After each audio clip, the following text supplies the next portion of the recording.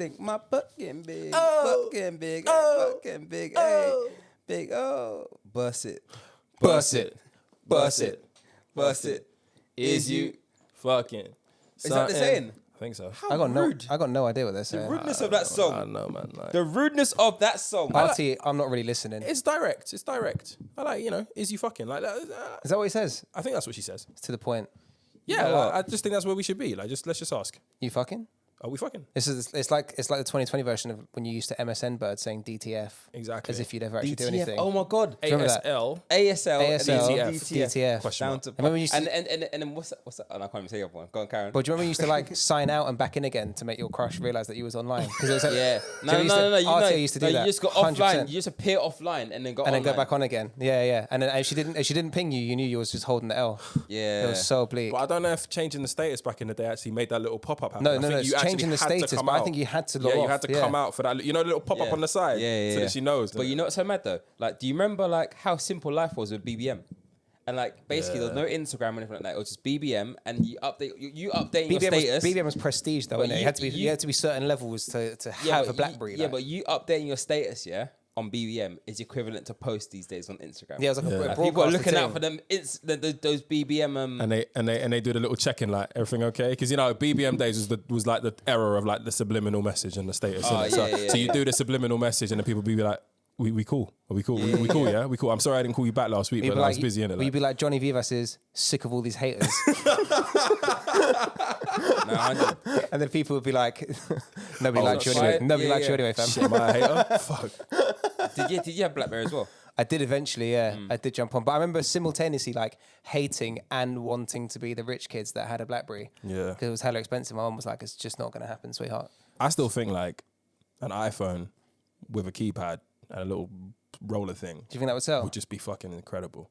It's not lost on me how much time we have wasted in the last decade correcting fucking spelling mistakes and all this other bollocks. You know, on our I iPhone. actually think BBM. It's long, bruv. I think Blackberries for me are like the most elite phone. Like I love to For my BlackBerry. emails, still it was use them? just Yeah, for emails and so shit. It was super just easy, bro. easy. Do people still use BlackBerries? Are they still? They're a thing? still around. I wouldn't mind a I don't BlackBerry. think I ain't seen one in business at all. Bro, I bro. wouldn't I mind a saw it BlackBerry for Bold, years. you know. Which one was If you that? had a BlackBerry Bold, yeah. Which one was that? I think I had one of those. It was a big It thing. was like Yeah, silver. yeah. It was like wide, bro. Yeah, Oh yeah. my god, that was if you see someone with a BlackBerry Bold, yeah, you can't chat for them. Yeah, no, they were moving. You could also be like, listen, babes, I got pizza because I've got the same phone as your dad in it. So like, Yeah, I'm yeah, not yeah. coming Marga to you, like. Exactly, man. And this ain't on contracts, fam. Because Trust me, work gave them full, out. fam. Trust Work me. gave them out. Oh yeah, I had a Bold. Yeah, work gave these ones out. They were decent. There was and there was leather at the back. What? Yeah, bruv. I had the Bold. Elite phone, bro. Bold was one of the last big phones before the whole craze left, innit? The Bold was the one before iPhone but came BlackBerries through. were getting bigger and bigger. Yeah, Everyone else, yeah. like Motorola, come up with the V3 Razor. Remember that one, the little yeah, slim? And everyone was they trying to brought make. that back year before. It was either last year or year before last. Oh, they for brought back the real? Razor. That was a bruv, wavy yeah. phone still, but but- everyone was trying to make their phones like slim and small, and BlackBerry were like, "No, you man can hold that. We're bringing out the big thing." Anyway, this could And terribly. Episode 8 again. Ocho. Wheat. Episode 8. Wheat. we Ocho. How are you guys? Long time no see. I know I'm right, man. What you been doing in the been last 24 hours? Last 24 hours. I thought. Well, are we going to get into it? Are we going to get into Yeah, I it? feel like you man need to just address the elephant in the Are room. we And then gonna come get on, into here we it? go. Are we gonna let you off? Get into it. So imagine this, yeah. So boom. imagine. Yeah, go on, Johnny. You or me? No, you. So you would think like a fairly fundamental part of recording a podcast is hitting record. Rich, Yeah, I agree with you, Johnny. I would have thought so. I mean, we're not experts. We're not vets in the game. If my Listen, credibility, the case for the defense can present itself. if I'm going to be dragged through the mud, After. we need some factuals. Yeah? Abs, let him finish. Let him finish. A pretty key part of recording a podcast is, in fact, hitting record. Rich decided that he would apply kind of like a nouveau style to the genre, and rather than actually setting up the sound equipment, which for an audio medium is pretty clutch. I'd say so.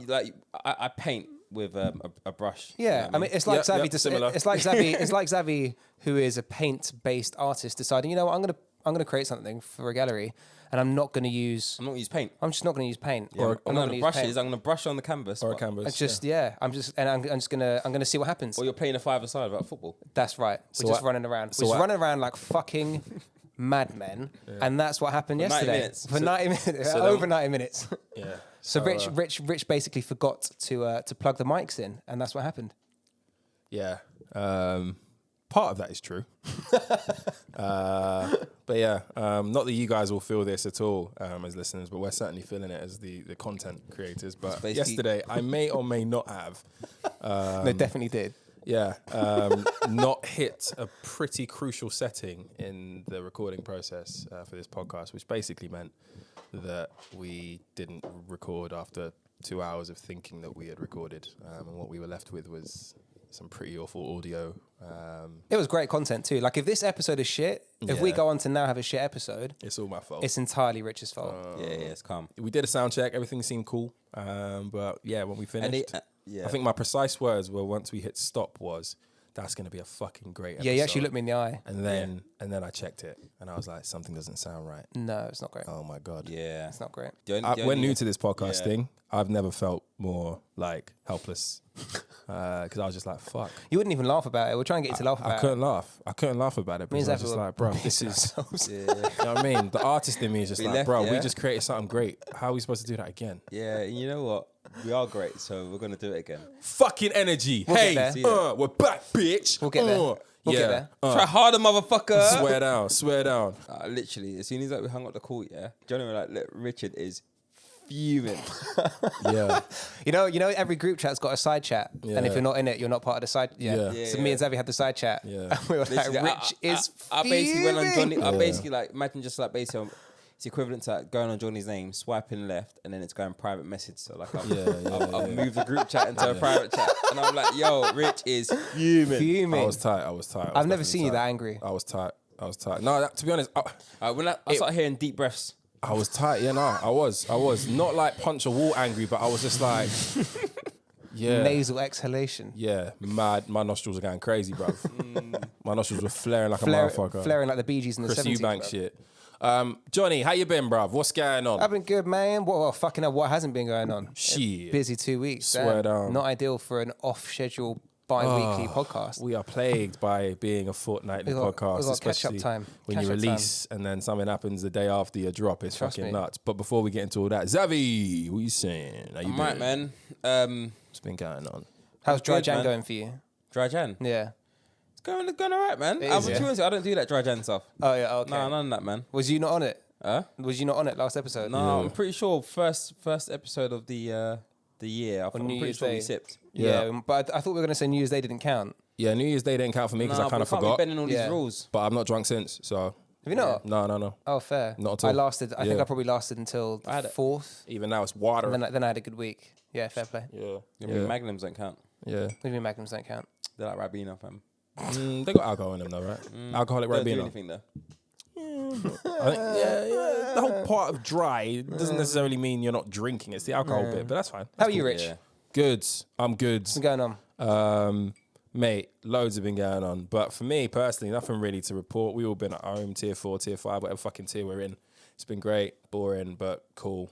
Laying low, trying not to spend through this trauma. Yeah. But yeah, no, it's been all good. But yeah, man, straight in with the shits, bruv. The world's been crumbling around us last couple of weeks. Should we start off with yeah. Where do we start off? Where do we start off? I mean, I think we got to start off at the capital, right? The extremists, the terrorists, the freedom fighters, the freedom fighters. Yeah, you obviously know what we're talking about. I think it was a day after we released episode 7, America, which I describe as one big awful movie broken down into more tragic, smaller movies. Gave us another one. Honestly, like if you were to if America was like a TV genre, yeah. What do you think it would be? Like, I don't know. It's got to be a tragic comedy. I don't know. I feel like it's a mix between a horror and a comedy. It's definitely it's like a horror and a comedy. It's Shaun of the Dead with 400 million people in it. I would even say that scary movie, fam. Scary movie with like the Wayans brothers directing it. Yeah, it's just like, there are some serious guys somewhere in the background, but just like what you see is just like fucking utter madness. Yeah. Laughs and take my strong hand. That's the guy with the. Take my strong hand. Scary Movie 2, come on. Oh disgusting. my God. But nah, Obviously, we're talking about a bunch of very, very angry US citizens who took to Capitol Hill with every intention of causing harm to some of the top governors and political figures in DC and in America, the likes of Nancy Pelosi, et cetera, on the day that I think Joe Biden was being sworn in, I guess from a documents perspective or from, I don't know, whatever perspective, to becoming the 46th US president.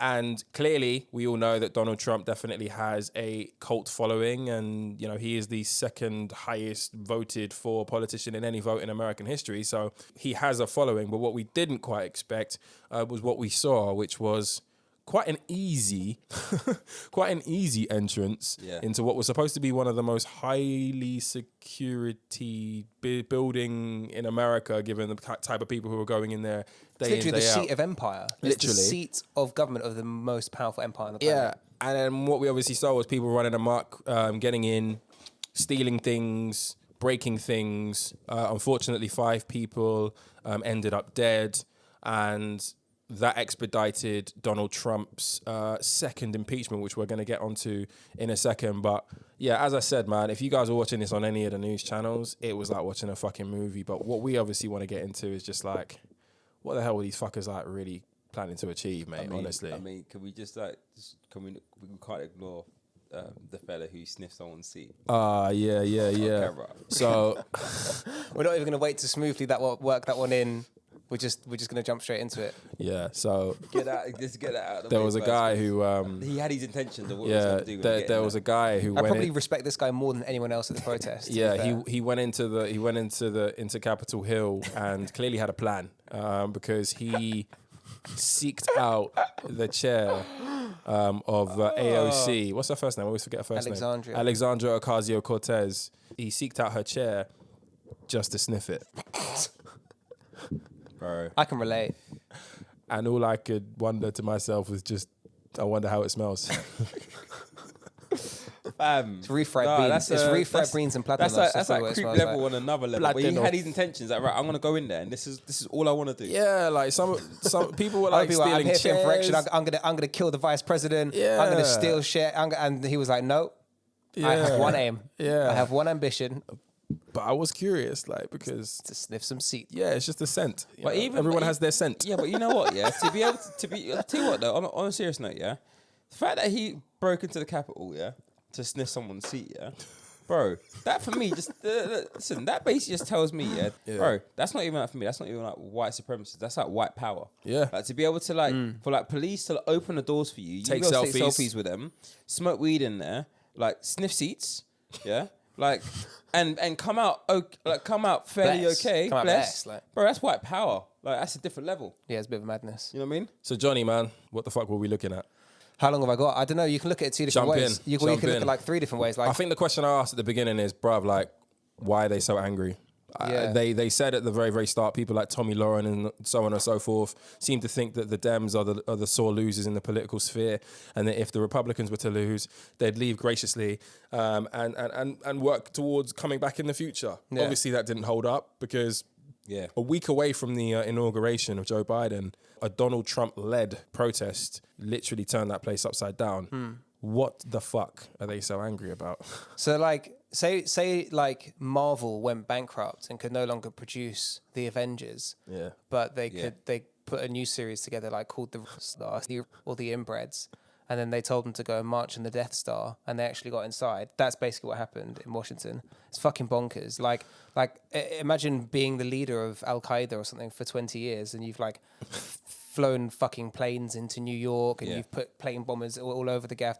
Like you've got absolutely nowhere near taking anything in Washington, and like a group of like 2,000 rednecks just walk in the front door with a Confederate flag. Jonas and Brad. Like, bro, you've been planning this shit for 20 years, and Chuck. All kinds of Chucks just fucking walk in the front door, let in by the coppers. Like, it's absolutely nuts. What are they so angry about? So to get into it, like, this was the kind of the final solution of the Stop the Steal movement, to where the president and his cronies have had this bizarre conspiracy that the Democrats have stolen this election despite an electoral college landslide, despite winning the popular vote by tens of millions of votes. Find me 10,000 more votes, buddy. Like when he's kicking you off can do it. fucking weirdo. Just 10, that's all I need. Just 10,000. Kicking off at the Secretary of State for Georgia to try and like basically hook the vote for him, which is just nuts. Anyway, he was just like, no, I don't back your claim that this is electoral fraud. He was like, the problem you've got, Mr. President, is that you've got bad information, which is like the most lawyer par you could ever receive of all the time. most American lawyer par. It's a well translated version of you're chatting proper shit. As, like, sort yourself out. But anyway, so they all marched in the front door, and it's going to surprise you boys enormously to find out that among the people arrested in the movement were numerous police officers. That's mad. That's wild for me, bro. From across America. Police officers. What does that say? Police What does officers. that tell you, bro? Police officers. Numerous members and ex-members of the armed services, including U.S. Air Force lieutenants and other service members, army members, etc., etc. So many chucks.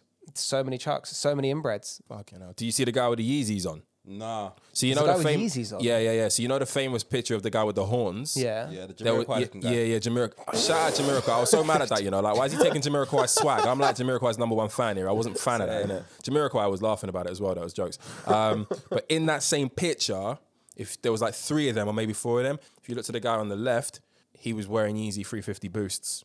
That's mad. We got to get rid of us. We got to get rid of us now, bruv. Cancel Kanye. I'm surprised Kanye went all up in there. Maybe he was. Maybe it was hidden. It's so as I mentioned, obviously you saw it all. You saw the protesters having selfies with the police officers. Well, I didn't know that there were police officers actually involved, but it doesn't really surprise me. Clearly, that could have turned out a hell of a lot worse than it did. 5 people died. It's pretty fucked. 5 people died, which is pretty awful. The process of a second impeachment, the first time that has ever happened in history, in American history, took place, and it shot through the House, bipartisan support of that move. It's going to the Senate, in which we're going to understand a little bit more from Johnny as to what that's going to mean and whether or not it's going to get through.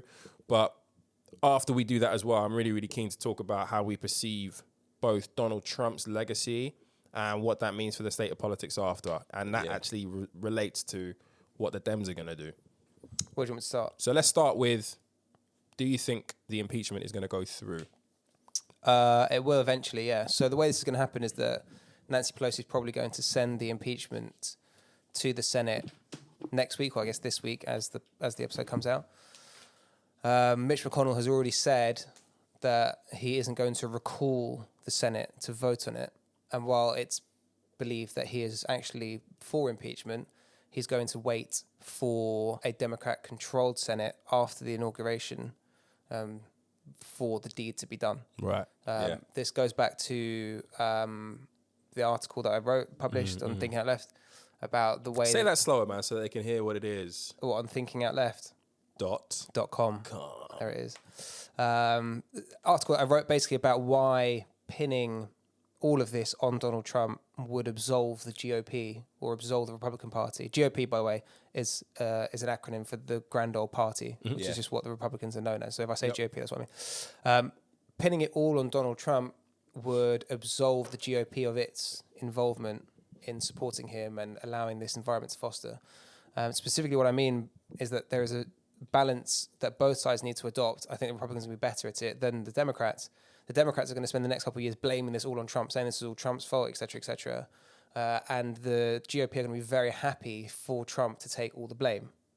But they can't themselves put the knife in his back, because doing so would create a victim candidate or a Phoenix candidate. And it would allow this this hoax conspiracy narrative against Donald Trump to move from just being an anti-far left, anti-Democrat ideology to also anti-establishment Republican ideology, which would then split the Republican base dangerously, and it would half their ticket, and it would be a big boon for the Democrats if they're fighting a divided opposition. Do you not think that's already taken place? Do you not think that the Trump splinter group or the Trump segment of the Republican Party is well and truly forged for the future? Do you not think that's already happened? So I think there are a certain number of voters who are Trump supporters first, and that's evidenced by the amount of voters who signed up to vote for Trump, first-time voters, both in 2016, 2020. Like, obviously, none of this shit makes sense anyway, and the millions of people who have supported this, this is a cult of personality-based movement. So they are Trump voters before they're GOP voters. Yeah. if Trump can't run because he's convicted by the Senate, and like the question everyone has is, is Trump going to run? At the moment, he can still run. If the Senate convicts him, he can't run again. Yeah. That's why it's important. Yeah. Okay? Loses all of his benefits, his security, detail, and all that stuff if he gets impeached. But but crucially can't run again. Yeah. So the balance that the GOP needs to have is that they can't risk never getting those Trump votes back. Right? There is still an opportunity to get the Trumpists to convert to anti-left wing Republicans. Yeah. Your bog standard Republican. Your bog standard Republican. And the way that will happen is by moving the Republican Party further to the right in order to accommodate them, right? So the very careful balance that both sides need to have here, Democrats need to be careful not to pin it all on Trump. They need to pin it on the Republican Party, and Republicans can't actually be the ones to put the knife in Donald Trump's back, because doing so would lose this opportunity of getting these Trumpists to be converted into Republicans. Yeah. The example that I made is that it would be one of the most successful modern political campaigns in the last 50 years has taken place in this country. Yeah. And it's not Brexit. It's wider than Brexit. It's the Conservative Party post-2008 rendering the Labour Party a totally ineffective and incompetent opposition, economically speaking. Yep. To the extent where now... They caused the global economic crisis. It was all Labour. Which is just bonkers, right? Because it was Thatcher's deregulation of the financial markets in the 80s that caused all those shutdowns to happen, right? But anyway... it's campaigning though, baby. It's campaigning, baby. But surface level, post-2008 into the 2010 election, the Conservatives could have blamed Blair and Brown for the economy's mess. Rather than doing so, they attacked left-wing and Labour ideology more widely. High government spending was the cause. It wasn't Blair and Brown, it was high government spending and high deficits. Yeah. That continues to be the narrative, right? We've had a decade of absolutely fucking anemic growth in inflation and wage inflation, living standards in this country, and it's because of austerity, but no one talks about austerity. Everyone still talks about Labour ruining the economy the last time they were in power. And why? It's because the Conservatives didn't attack Blair and Brown. They attacked Labour ideology, and that's the mistake that the Democrats are going to make by putting this all on Trump. Right. In the same way the Conservatives say, vote Labour, fuck the economy, the Democrats need to be brave enough to say, vote GOP, fuck society. Yeah. And it's an inevitability of far-right politics that you end up in situations like this if you vote for the GOP, so vote Democrat, which is what the Conservatives have done for the last 3 elections very successfully. Yeah. Well, you kind of moved on to what that means for the Dems, because that was one of my questions as to what it means for them in the future. They've clearly got some hotshot politicians, I guess, waiting in line, whether it's the AOCs of the world, whether it's the Andrew Yangs of the world, etc. But ultimately, as you say, man, the way that they campaign for the next however many years and this next Biden administration is actually quite crucial for their future overall, I would say. Yeah, I mean, like, they're already basically showing signs of being bitches. So, like, the problem was that, like, in 2008, Obama had control of all of the branches of government, did fuck all for 2 years, and then lost the Senate, I think, either the Senate or the House. But Senate. he lost, I think he lost Senate. Fuck it. He lost one of the branches, and that then rendered him ineffective for the rest of his presidency. The problem with the Republican Party moving to the right is that the Democrats are so scared of their own shadow in moving to the left that they're probably going to follow the Republican Party to them, to the right. So there's been all of this chat about stimulus checks for $2,000 coming out. $600 already went out. Everyone thought the Democrats, oh, okay, fucking hell, you've now just taken back the Senate from the races in Georgia. You can actually give people £2,000. And they said, well, no, we've actually already given people $600, so now we're just going to give them $1,400. Like, they've already fumbled the first fucking bag. And it's kind of, it's in this, unfortunately, in the same way it is inherent in Labour at the moment, it's inherent in the Democratic Party just to be complete passies in the face of a governing ideology that is used to power. Right? Like, these people are used to power. Republicans are used to power. Tories are used to power. Right-wingers are the establishment and are rich and powerful, wealthy, etc., etc. They have structures of power. They're used to it. And we are presenting consistently ineffective opposition in the US and in the UK by not actually enacting in power. And so the Dems are probably going to end up being passies, being centrist, not installing anything, which would be fucking stupid, because we went through this. I guess we went through a lot of this in a previous episode. A lot of very liberal, very progressive legislation passed during the election. So, like, Florida voted for Trump. They also voted to increase the minimum wage. Right. Arizona, Arizona went for Biden in the end, but they then also proposed a tax on the wealthier citizens in the state. Fucking hell, like that's progressive. Yeah. Other states voted to legalize weed. Like there is a demand for progressive politics.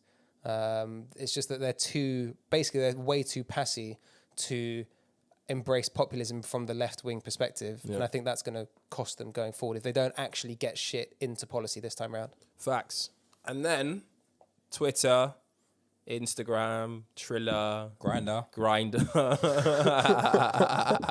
Facebook, I don't know if I said them, all decided to finally ban old Orange they Man. took their fucking time. I was pissed. I mean, can we talk about that? Wait, why are you pissed? I was pissed. Why? Donald Trump was the single most entertaining account on Twitter. Bruv. He like See what lockdown's been doing to you. 30%. This guy's tapped. 30% of the reason that anyone. That's your mates. 30% of the reason anyone's on Twitter is either for the shit that he comes out with, or the shit that people react. Like I don't necessarily care like when he's calling the leader of North Korea Little Rocket Man or whatever. But like every now and again, like He did have a couple of bars. You'll get like horrendous. A bit of racism and a bit of dog whistling and like all these horrendous messaging that's going on. Just a little bit, mate. Just a smidgen. Just a little smidgen of like anti-immigrant shtick. But then he'll pass an opinion on Miss World and you're like, this guy's got range, right? Oh shit, Miss World's back. This guy's got range. Like, I never need it. I don't do anything tonight. Bro, like this guy is as I've said 100 times, this guy is the ultimate social media influencer. I'm not gonna miss him, bro. Like, he incited a lot. in office, yeah, of sure. The hatred. guy should be nowhere near any kind of responsibility. Why the fuck didn't they do anything until now? Like when the looting starts, the shooting starts, there are good people on both sides down at that little thing that resulted in a lot of people dying. Like he's been inciting hatred. If we're going by like the terms and conditions of Twitter and all of that resulted in him getting kicked off now, he's been breaching that shit for time. Yeah, but he was still in power, right? So if he went to But the terms are the terms, right? Yeah, but if he went to go repeal Section 230, which would then turn Twitter from a public platform to a publisher, which would make it responsible for the content being posted, it could then be shut down itself. So whilst he's in power, you can't fuck with him. It's even if he's the person contributing it. Yeah, but he will claim that he's not inciting hate speech or he's not being racist. He's just saying, how could he? I'm going to save the suburbs by not building projects. Like that's not racist. I'm just saving the suburbs. It's up to you what you interpret it as. That's fucking wild, bro. So I mean, like, where does this fall in the overall broader conversation about freedom of speech? Do you think that Twitter and all of these social media platforms were right in doing it, were wrong in doing it? Do you think the people who said that this is censorship, etc., were right? Any validity? Yeah, so like on that last point specifically, like it's fucking bonkers how all these like far right wingers espouse an economic ideology or political ideology of like no government intervention in anything. Like let's all be super libertarians, pretend that we still live in the jungle and the government can get the fuck out of everything. Yeah. But as soon as someone's like, no, you can't actually call Muslims terrorists, they're like, bah, my rights and my freedoms are being infringed. Why can't I just hate black people in peace? Right, so there's like no government intervention until I'm being attacked, and suddenly like their entire ideology falls apart. And the other bit about it is like they want government oversight and regulation. Like these fucking morons have spent their entire lives saying that like water and electricity and railways shouldn't be part of public ownership, but like what the platform that you like Bus It challenge and retweet and retweet memes on, like that should be public property. That should not water, electricity and whatever. Like these people are just fucking tapped, right? It's like, should they got rid of Donald Trump? Like it's probably for the best. Like, is the world a better place that he can't tweet? Yeah, it's maybe less interesting, but like it's obviously a better place that he can't fucking tweet. What's he gonna do next? What's he gonna do next? Yeah. If he can't run for office, then that's a problem for him. I think it'll be back to business for him. His business is fucked though. His businesses are entirely He's fucked. got some business and will continue to get business. What I mean by that is like obviously somebody's going to want to fucking pay him to write an autobiography. This is the thing. I think he might get paid. Donald Trump, first and foremost, is the ultimate grifter, right? Yeah. He's actually a fucking dog shit businessman. He's a very dog shit real estate developer, right? 100%. In the last 15, 20 years, the only thing he's really made money on is putting his name on other people's buildings, right? It's not actually anything that he's built. They're all fucking worthless. It's licensing his name, right? He's the ultimate grifter. Ultimately, if someone pays him more money not to start a TV company than he thinks he can make by starting a TV company, he'll take the money, right? If he were to go down the route of starting up his own like TV channel, what purpose would that serve other than being a voice box for this very white right-wing this super far right like Trump group? What would it serve if he can't actually run himself? And does it set up? I don't know, Ivanka for some success in the future? Or? I mean, I think she's basically damaged goods now. But basically, it would be a powerful messaging box for far right, for white wing extremism. There's money in TV and channels and for nationally, I mean, you could sell a shit ton of ads. That'd be good. But it would help. Like seriously speaking, it would help drag the Republican Party to the right by him being able to keep contact with voters. That would keep the momentum and the he almost becomes momentum, the energy of the message up. So he almost becomes potentially like a necessary evil for the Republican Party, because right now it seems as though a lot of them are trying to cut ties. Yeah. But based on what you're saying, he could potentially in the future be something that they rely upon if they're trying to move. So this is the point. This is the point of the essay that I wrote. It's why the GOP can't stab him in the back themselves. Like they do want to get rid of him. Yeah. But they need the voters that follow him cultishly. Crazy. I'm not gonna miss him on Twitter for what it's worth. Nah, I'm not really on Twitter. I'm on Twitter, so I see like highlights of his shit on other platforms. You know what I mean? Hundreds of thousands of lies over the 4 years or something stupid, and just continued insightful behavior. I mean, I'm not gonna miss it, bro. One of my mates said that to me earlier this week, that he's gonna miss him, and I was just like, bro, imagine missing Donald Trump, man. Like, lockdown has got people moving mad, just get out your house. Sometimes I think to myself, imagine that. Sometimes whenever he tweets the wildest things, I just think I can just imagine him with his little fingers, It's like stumpy little. He does have little fingers, and he's like the most influential and like was it influence the wrong word, but like he's got presence. No, bro, influential is probably one of those powerful people on the fucking planet. It's probably spot on. So he's one of those powerful people on the planet, But like I can imagine him just doing what is serious things going on. He's thinking, I'm gonna pause. Someone give him my iPhone, and he just like tweeting with his little fingers. Like imagine just reading it out loud to himself as he does it and chuckling afterwards. Like, that was a nice tweet. That was a good tweet. That was a good tweet. He was already on crud on Twitter before he went into the house. For sure. You just knew how bad it was going to get, because you're even more sheltered in that whole White House lifestyle, etc., etc. Loads of people saying you can't do that, and somebody like him who's just like naturally defiant. Fuck it, I'm gonna do that. You know what? To be fair, you know what I mean. To be fair, my man, he didn't get. I think this is true. Like he opted to not get a salary. Yeah. Right. So if he's running for president for free, then I can understand why he's just taking the piss of things. And here we are, a few days off the inauguration of Joe Biden, and we have what would appear to be akin to a fucking war zone in Capitol Hill at the moment, with the amount of troops that they've got out there and the amount of high-level security. It took the fucking time, didn't they? It took their bloody time. It took their fucking time. In comparison to the Black Lives Matter protests earlier on in 2020. Outrageous. Which is fucking outrageous. FBI was sitting on a whole bunch of intelligence that they seemingly they knew they were coming. Yeah, seemingly didn't do a great deal. And even in different situations, not just Capitol. They knew they were coming, but like, man, it'd be great to just feel like. But it is fucking obvious when it's your boy who lives down the road. It's like, oh yeah, by the way, buddy. Yeah. I'm going to fucking Washington next week. It must be lit to just walk around knowing that nobody thinks that you're threatening at all. It's nuts. Like, it's crazy. It's crazy. But even beyond, this is how you know it's super fucked. Because like, okay, let's get super base level fucked here, right? Yeah. Even beyond like, okay, you don't understand, you don't agree, but you can rationalize the fact that cops are scared of black people in America. Yeah. Right? Yeah. They maced them, not good. Yeah. But they also fucking maced like white mums. Like white mums were seen as a threat who were peacefully marching throughout places like Seattle. They maced white mums and they let the far right supremacists walk through the front door. Yeah. Like you can't tell me this thing isn't a setup. It's fucking crazy. Yeah. Good riddance, Donald. It's been emotional. That's that. Speaking of fat Cheeto fuck. You fat Cheeto fucking fuck. Speaking of old geriatric leaders who probably need to do one as well. Yes. Bro, you guys been paying attention to what's been happening in Uganda? Come on. Man like M7, Museveni, right?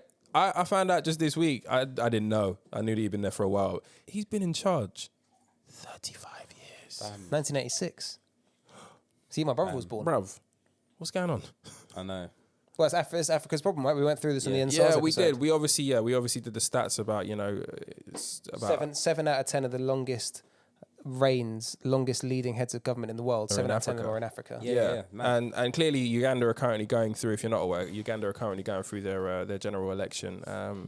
Yoweri Museveni, the incumbent or the sitting president, is up against a 38-year-old, somebody half his age, ex-reggae star called, wait for it, Bobby Wine. What a name.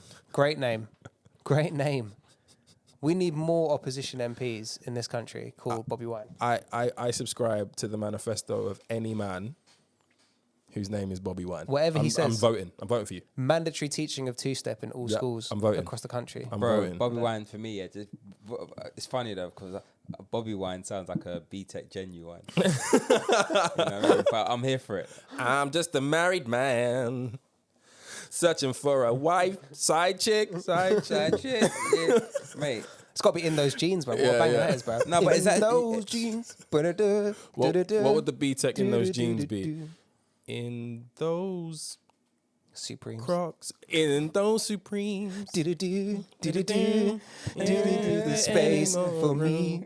In those jeans. And obviously, as usually happens in a lot of African general elections, this has been obviously mired with a lot of talk of rigged votes. At current reading, it looks as though Museveni is going to extend his run as the Ugandan president with quite a landslide victory overall, with Bobby Wine claiming that a lot of the votes have been rigged. There have been massive claims. Yeah, there have been massive claims that M7, as he's known, has cut off the internet, has cut off some of the communications, because a lot of the voting and a lot of the processes can go through the internet and go by phone. So a lot of people didn't have some of those communication tools made available. Cut the internet.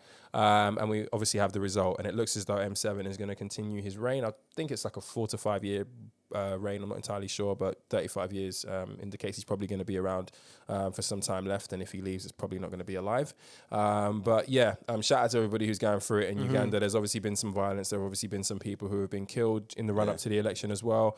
Stay strong to the people of Uganda, man. I got some Ugandan friends, and they say this is tough for everybody and their families who live over there. Meanwhile, in the UK, episode 1, we gave shout out to the one and only Marcus Rashford, because if you remember, he was going up against the government because of their inability or refusal to provide or extend the free school lunches program to disadvantaged families. I mean, why would you feed kids? During the pandemic, during the holidays as well. So clearly things have progressed. He put his foot on their neck, and typically that's how you get things out of the Tories these days, the kings of the U-turn, right? And fast forward to January, and the contracts that the government have essentially signed off to private companies, including Chartwell's, to provide the school meals, the free school meals to families, has currently been rolled out. Now, just for a little bit of background, the system as it was before was you had families being given a £30 voucher, which they were able to redeem or use in supermarkets to feed their families. This then changed into a decision which involved the schools a little bit more. The schools could decide whether or not they take the voucher or if they get a hamper. And that's where the private companies come into it, because the government obviously signed some contracts with people who turned out to be some of their friends, which we're going to get into in a little bit. And they started distributing those free school hampers this week. Cue the fuckery. A woman who was on Twitter known as like Roadside Mum or something or the other. I don't know her name, but shout out her. She showed a picture of her hamper. And in the hamper was the following: 2 carrots, 2 potatoes, 3 apples, 1 tomato. Do you guys say tomato or tomato? Tomato. I say Tomato. Tomato. What did I say? I said tomato, right? You said tomato. Tomato. yeah. Come out with your plantain. Plantain. Plantain talking. 1 tomato, 2 bananas, 1 can of Heinz baked beans, the smaller, and I have to stress this, the smaller, you know, the smaller sliced breads. It's almost like half a full loaf, a half loaf. It looks like that, but the tiny ones, 1 of those. 3, it would appear, 2 or 3 slices of cheddar cheese in those plastic little sleeves. 2 sort of fruit bars of some sort, chocolate fruit bars. They're like budget Nutri-Grain bar things. Exactly, like a energy, whatever. And then 3 yogurt bars. This woman rightfully went to a local supermarket to price it up, and it turns out that the total value of the hamper that she had been sent was, in fact, nearer to £5 than the £30. £5.22 or something. This was then followed by a number of different people who were also sharing their stories who had also received similar hampers. Marcus Rashford, who I assume would have been training that day, right? He would have been training with Manchester United. He was on site. Right? Came onto Twitter, was made aware of it very, very quickly. He did what the fuck he had to do. Amen. Got on the blower to old Bojo and them cronies and said, Wagwan. Obvious outcry, obvious backpedaling from the likes of Chartwell's. Gavin Williamson, he's like Minister of Education, nowhere to be fucking seen, of Minister course. of being a dickhead. Right? 24 hours later, another conversation is taking place between Marcus Rashford and Boris Johnson. Boris Johnson himself has gone on Twitter and publicly supported Marcus Rashford, saying, I agree with you, this is unacceptable, we are going to fix it. The reason why this is so egregious and the reason why this is so crazy to me, and we're going to get into why we think this happened. Obviously, the main thing is that a private company is taking advantage of disadvantaged people to essentially give away sort of like leftovers from some of their other dealings, and making a huge fucking margin on the upside. When things like this happen, lads, the human in me is so like shocked to the core that I start almost trying to rationalize it. I start almost trying to make excuses. Not excuses, but almost like, this surely has to be an oversight from a company like Chartwell's, right? Nope. That's the way I think. I don't know how you man are, but that's the way I think, because I'm like, Nope. This is the Twitter age, This innit? ain't even that can't be an oversight. That's It's so egregious. But do you feel me when I say, why would they do it in this era when someone like Roadside Mum could just tweet and then it just blows up everything? It becomes a public 100%. thing, which I'm sure you would have wanted to keep quite private. Because these people have complete and utter fucking disdain for everyone who isn't already rich. Like, this company's got previous, you know, yeah? This company's got previous. So Chartwells are owned by Compass Group. It's the world's largest food distributor or whatever. Right. Make about 20 billion quid a year. Right. So they've got enough shrapnel to afford a fucking meal for kids, right? Yeah. They've been involved in numerous scandals in the past. Famously, remember about, 15 years ago, 10, 15 years ago, there was the whole horse meat thing in supermarkets. Oh, shit. Yeah? It wasn't just supermarkets though, was it? I think it was all over the gaff. Yeah, I remember. I was scared. Horse meat lasagnas. And I was scared to go into McD's, innit? Because I was like, shit, man. Yeah. That was these, man. Crazy. That was these, man. Those the same people. They also got done. They had to settle in court because they were caught bribing the UN for moody food that they'd given to a UN peacekeeping force in some country. Then they tried to bribe the UN to keep it stum, and they ended up in court. So like, when you realise how high a level these people are fucking at, bribing the UN, it's not an oversight, yeah? People that have the capacity to bribe the fucking UN don't do this shit by accident, right? They don't. They do this on purpose because they think they can spin a quick buck. And this is just another example of one of the very, very, very moody contracts that the Conservatives have been giving out in the pandemic era and the pre-pandemic era. We've had numerous fucking nuclear bombs dropped on the millions that has been wasted on PPE gear, dodgy shit coming in from Turkey, dodgy shit coming in from all over the gaff that then can't use, put in a warehouse, etc., etc. It's just another example of Tory cronyism. And, you know, like, the most fucked thing is that you get these right-wing people on Twitter and whatever who say shit like, well, you can't give the parents the money because they'll just go buy drugs with it, won't they? They'll go buy cigarettes, etc., etc. But then, I mean, not only is that not true because you can only spend this fucking money on food in a supermarket, like, if you give the money back to the Tories, they just go and give it to their mates. Right? So, like, even if it were true that some dickhead is buying fags with their voucher rather than food, like, is that small number of mums who do that worse than spending millions and millions of pounds of taxpayer money? Like, no, it's not. Like, even if you were fucking right, it's not right. But bro, what is the end game for a Conservative government in continually shitting on poor people? What is the end game? Because for me and for most people, it is a voters market, isn't it, for them? And if you are continually shitting on generations upon generations of people who are disadvantaged long term, how is that sustainable for your overall success as a party long term? Yeah, so there's two ways of looking at it. One is that they think that they're basically reinforcing a popular ideology. And I think that they're reinforcing the whole, you know, get yourself up and get yourself to work and pull yourself up by the bootstraps and keep the government out of everything, and you lot take care of yourselves. And that's what good Conservatives do. Minimal government intervention. It's not the system, it's your hard work, right. rude boy. Like, you can make it anywhere as long as you try hard enough, right? The whole American dream shit. Like, as long as you work hard enough, you can achieve, which is just which is nonsense. Wrong and toxic. But also, like, more politically speaking, more like Machiavellian if you want, they've got no fucking opposition. Like, the Labour Party is totally fucking inept at the moment. And, like, twos, I was a big time Keir Starmer fan. Yeah. I wanted the guy to come in because I thought we need to move beyond Corbynism. Yeah. But the guy's done fucking nothing. He's, like, less charismatic than a loaf of bread. Yeah. He's fucking hopeless, right? He's not. In fact, Boris Pardman in PMQs, He said to him, like, I've had a chat with Marcus Rashford, and actually he's putting more pressure on me than the leader of the opposition is. Yikes! Like he's proper getting moved to. I missed that. Yeah, he's probably getting moved to. Like, and that's like on site. Boris got bars, fam. Boris has got bars. But don't get twisted. If you're getting done by Boris now, given how fucking shit he has been, bruv, yeah. So you can look at it. You can look at it one of two ways. Like one, they don't think they can't fucking compute that they're doing anything wrong. And the other is that there's no hubris. They've got no fucking opposition who are going to hold them to account. Combined with the 24 to 48 hour news cycle and attention span. We'll move on beyond it. This is why I've said this previously, like about a year ago now. Robert Jenrick was letting his billionaire mate Desmond off. He's advising him and getting Robin Jenrick being an MP, being the housing community secretary. Yeah, whatever. Signed his mate's deal off expeditiously to avoid him having to pay millions in council tax.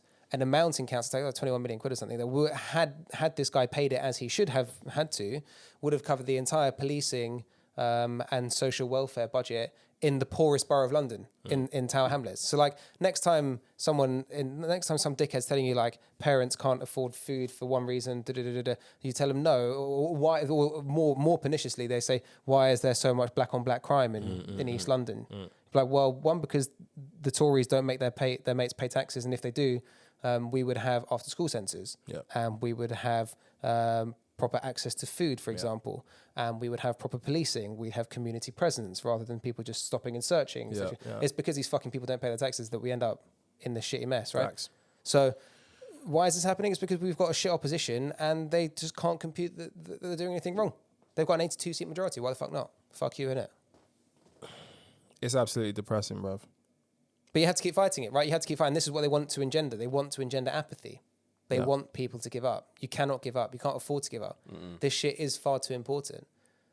I got a question for you though, because like when I'm watching, what's his name on Sunday, Andrew Marr and like Keir Starmer's on there, or people like Hovis. Yeah, people are putting on Keir Starmer, etc. And typically whenever like Labour MPs or whatever go onto Channel 4 News, which is mainly what I watch, there's always this question of, or put to Labour MPs or the Labour leader, what are you guys doing?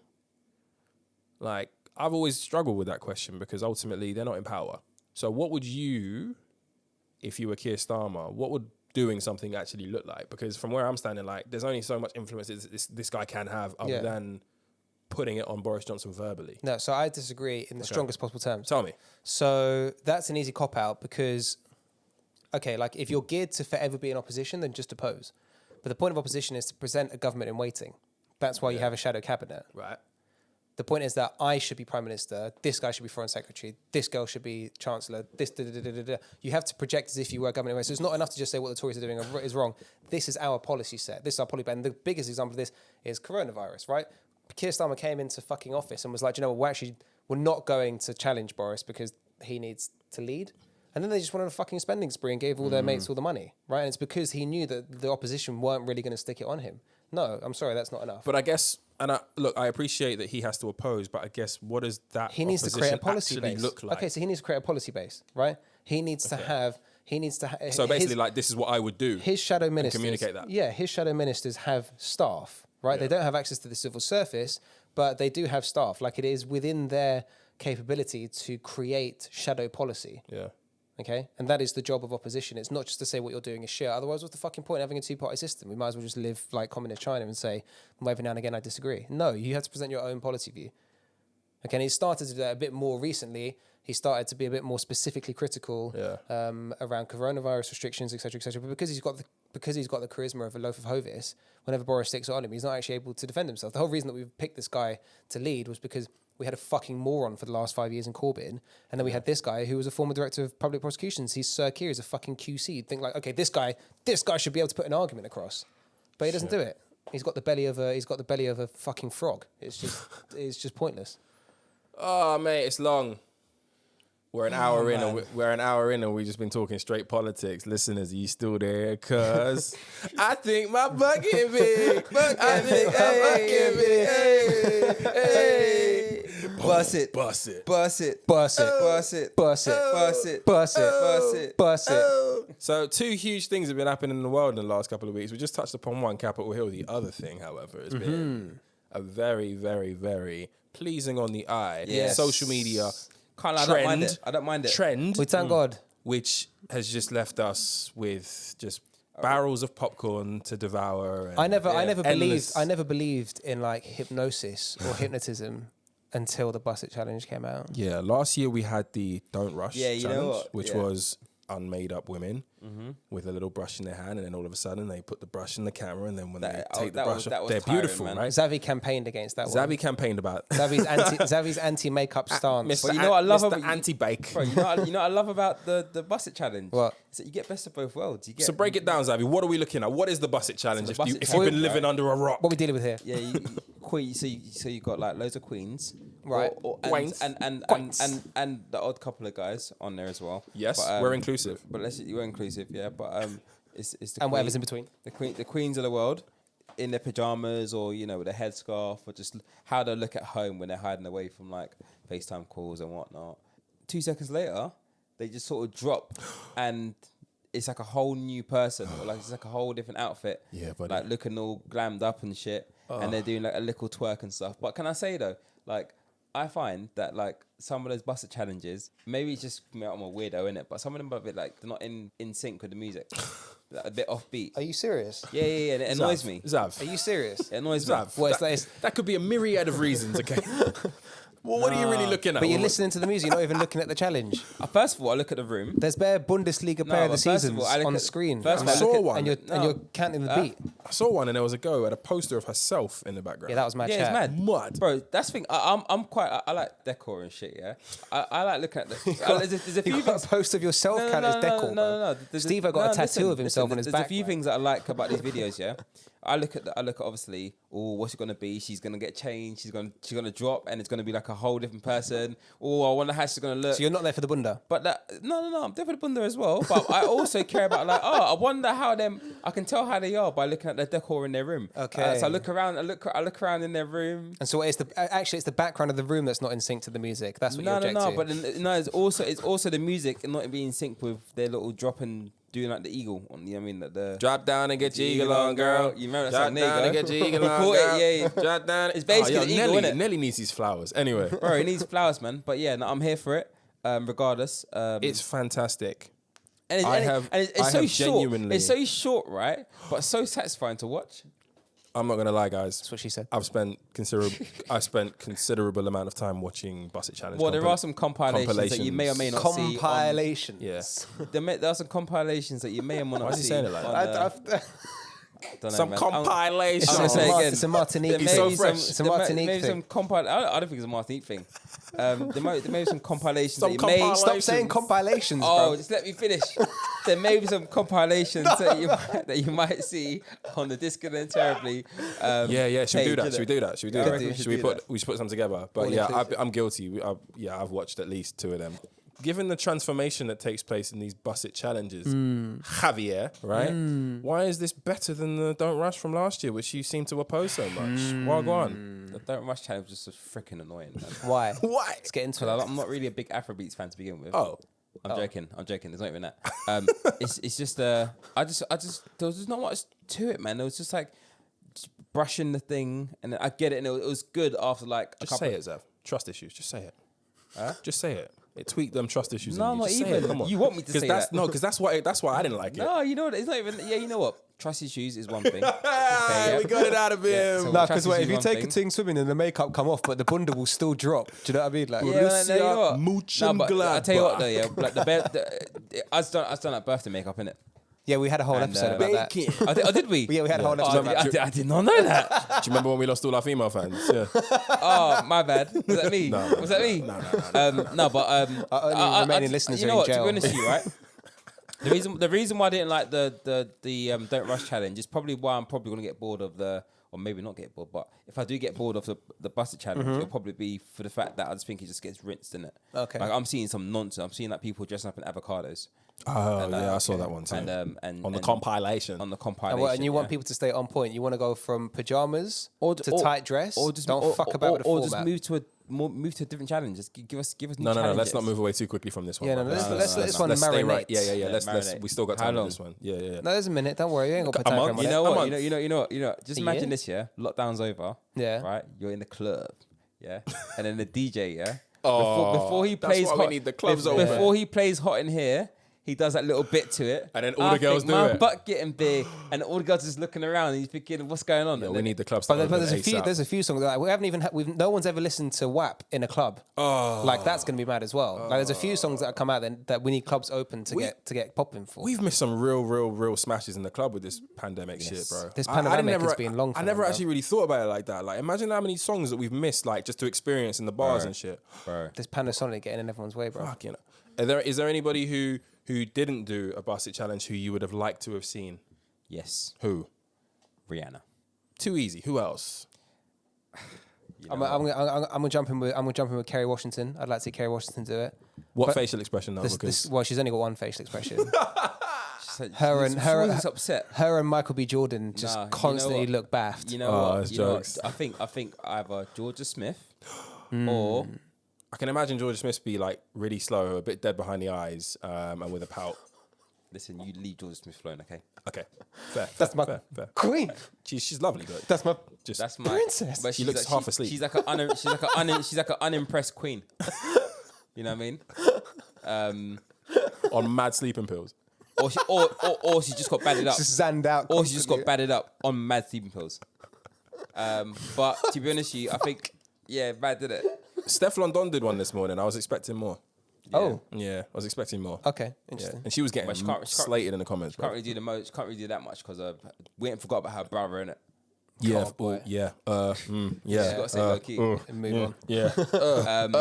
But The one that I wanted to see was the one that almost happened because she teased us, motherfucker, was Tracy Ellis Ross, you know, from Girlfriends. Yeah. Diana Amen. Ross's daughter. She set it up, innit? you Like know, we thought we were about to get I've always one. loved her. Like, Bro, she's Again, we had a whole episode dedicated wonderful, to that. wonderful, Yeah. wonderful, Do wonderful. you remember? Yeah. You just kicking off about Tracy Ellis Ross. mate, oh my god. Did we put that one out there? That might have been like Yeah, no, I think episode we, 0. No, I think we did. Might have been episode 0. do you think? It might have been. Oh. Yeah. I think it might have been episode 0. Oh boy, we're gonna dig back into that one. Exactly. Operation episode 0, which the listeners don't know about. They got no idea. now. Yeah, but you know, like Tracy Ellis Ross, like low key, maybe not even low key, high key, just has body, yaddy, yaddy, yaddy, yaddy, But she yaddy. didn't have that body in Girlfriend. She was a bit like skinnier back in the day, Yeah. but like, you know, whatever. I think she was early 20s then. She set it up, like the Busted Challenge, she set it up, and I was just like, popcorn out. Bud getting big, and then she dropped. And then it was like one of them trick ones where it was just like a little kid Oh, saying, no. I was like, Fuming. bro, we got so close. Waste of good We got Vaseline. so close. But So you you were know about to say someone. Yeah, Who I else? think my trophy for the Busted Challenge, if she did one, will have to be. Drum roll, please. Laurie, Harvey. Oh, Segway King. But Segway Hashem. King. Can we I'm just there, my segue like this. Segway King. can we just thank God for Laurie Harvey, please? Just as a Can we community. thank Can we God? just Can we thank God?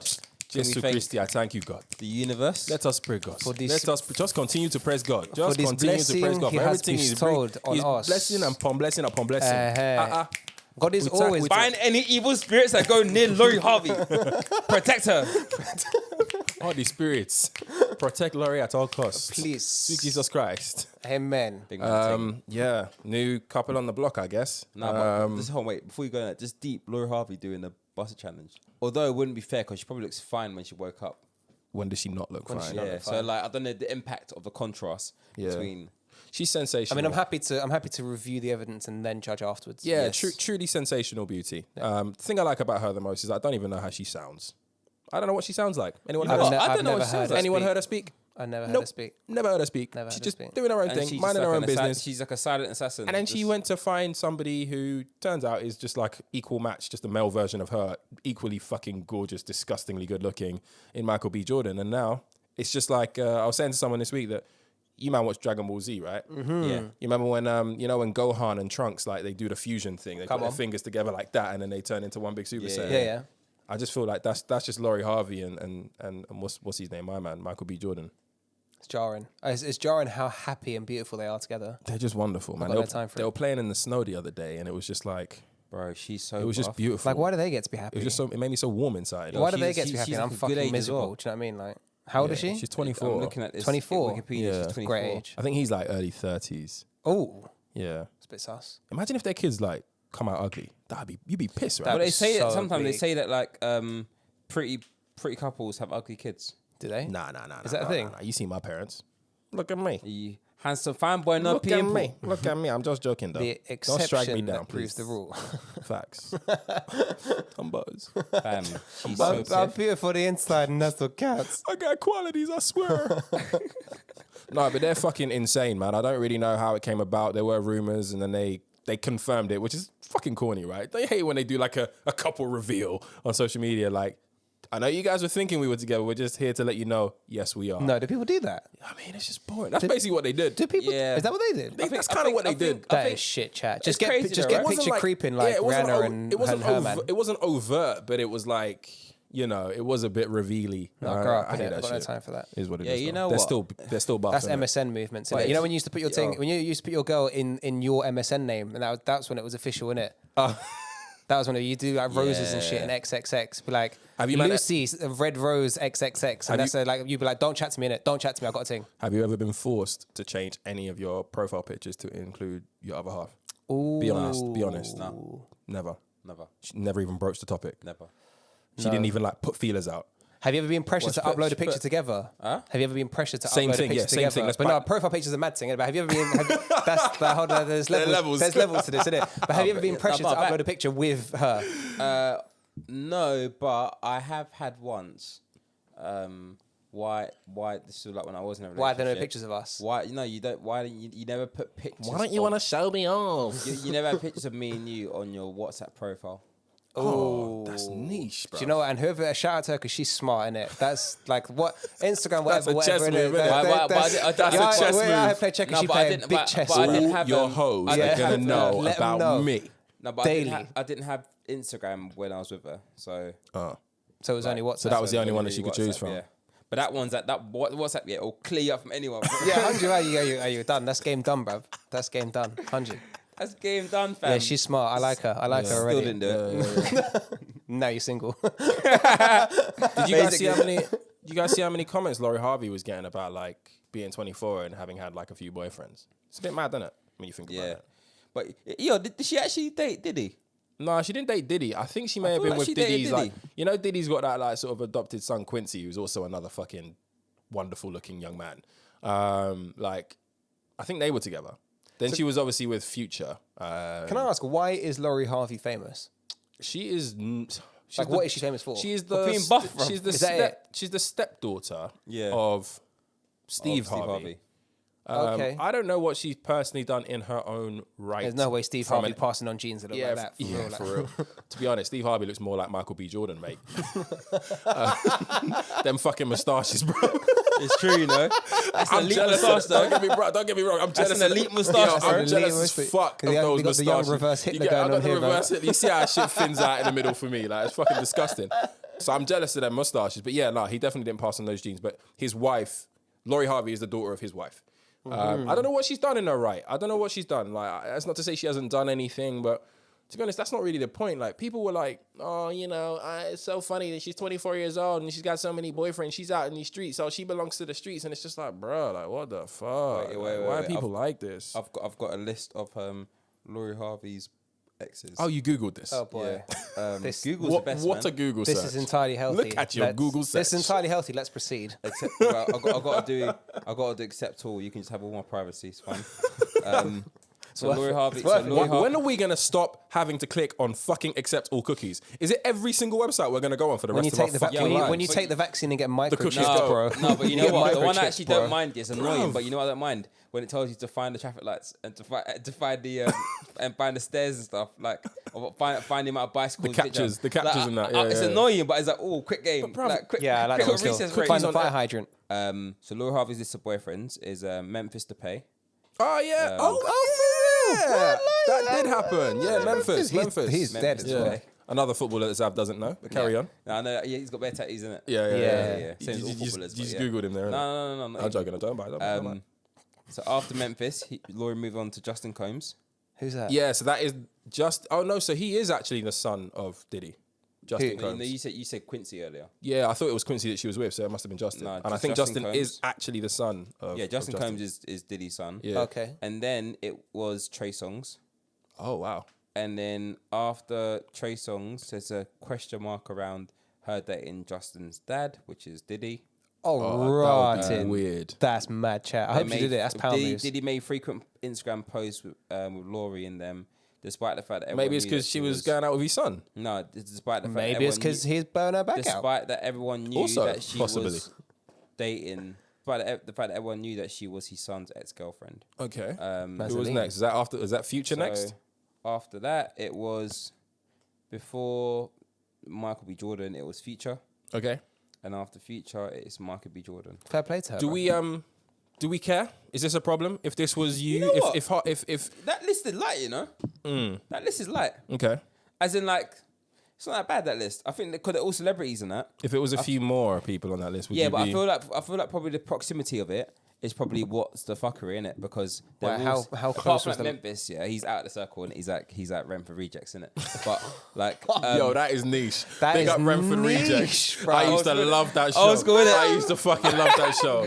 throwback. Fucking hell. Yeah, apart from like Dream Team on Sky One and then Sweat Dream Past Manchester Team. United, bro. Come Monday on. Bandili. Don't know. yeah, Calm down. mate. So basically, apart from Memphis, they're all industry, innit? Like they're all like industry, and they're all probably like having drinks after at the Grammys or Awards Right. or something like that, right? Yeah, yeah. So the proximity is probably what makes it worse. And also, I'm a bit concerned. Like how old was Future in that? Ain't Future like Future's mid-30s. I thought it was older than that. No. Mid-30s. Right, okay. I thought Future was like approaching like 40 or something. No. No, but Yeah, he's 37. So. 37, yeah. Yeah. Just thinking, like, so he was like 30. What, last year or 30? So he was 36, and he was with a 23-year-old. 23-year-old, or like less than that, because they're going out for like 2 years, I think, or like a year or something maybe. like that. I know, man. But either way, she's doing the madness, yeah, and none of us know what she sounds like. It's crazy. But I like it though. She's incognito. She minds her own business. She clearly loves her men, and when things don't work out, she moves on. That's kind of just how life goes. Let her get a dick, man. Fuck it. Why not? That's Like kinda- if you're a Well, why do people do it? multi-millionaire chick, or if you're a multi-millionaire anyone, and you could just fuck loads of people, why would you not do it? Yeah, like, I think we you got would do. 100%. I think we got to have this conversation. We probably got to have like some women involved in this conversation because Yeah. I'm painfully conscious of the fact that we often talk about some women Yeah, stuff. yeah, We do a yeah. lot of women shit for a lads podcast. Yeah. So maybe we'll call someone in once, if we're not. We need allowed to leave. we need to find some women But who've had sex. yeah, exactly. That's gonna be tough. But the topic obviously would be like, and I don't know about you, man, but like I'm hearing more and more women telling me that they're being asked on dates or on dating apps or whatever, like what their body count is. So like, wild. It becomes like So such wild. a real area of interest for prospective male partners. Yeah. And I don't know if I know. Obviously, I think we're all in agreement that men are very, very insecure for the most part, and they just don't really want to admit it. It's just a lot of bravado coating that.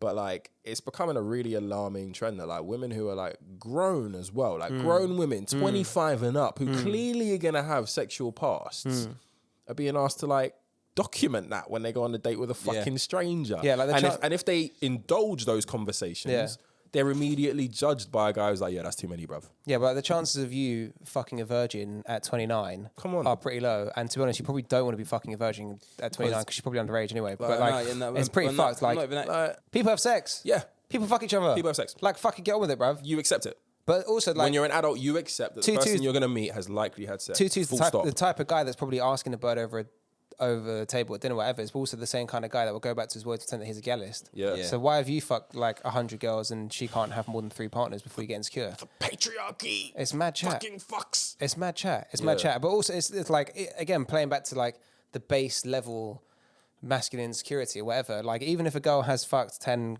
guys in the past, 20 guys in the past, 30 guys, whatever your fucking limit is, right?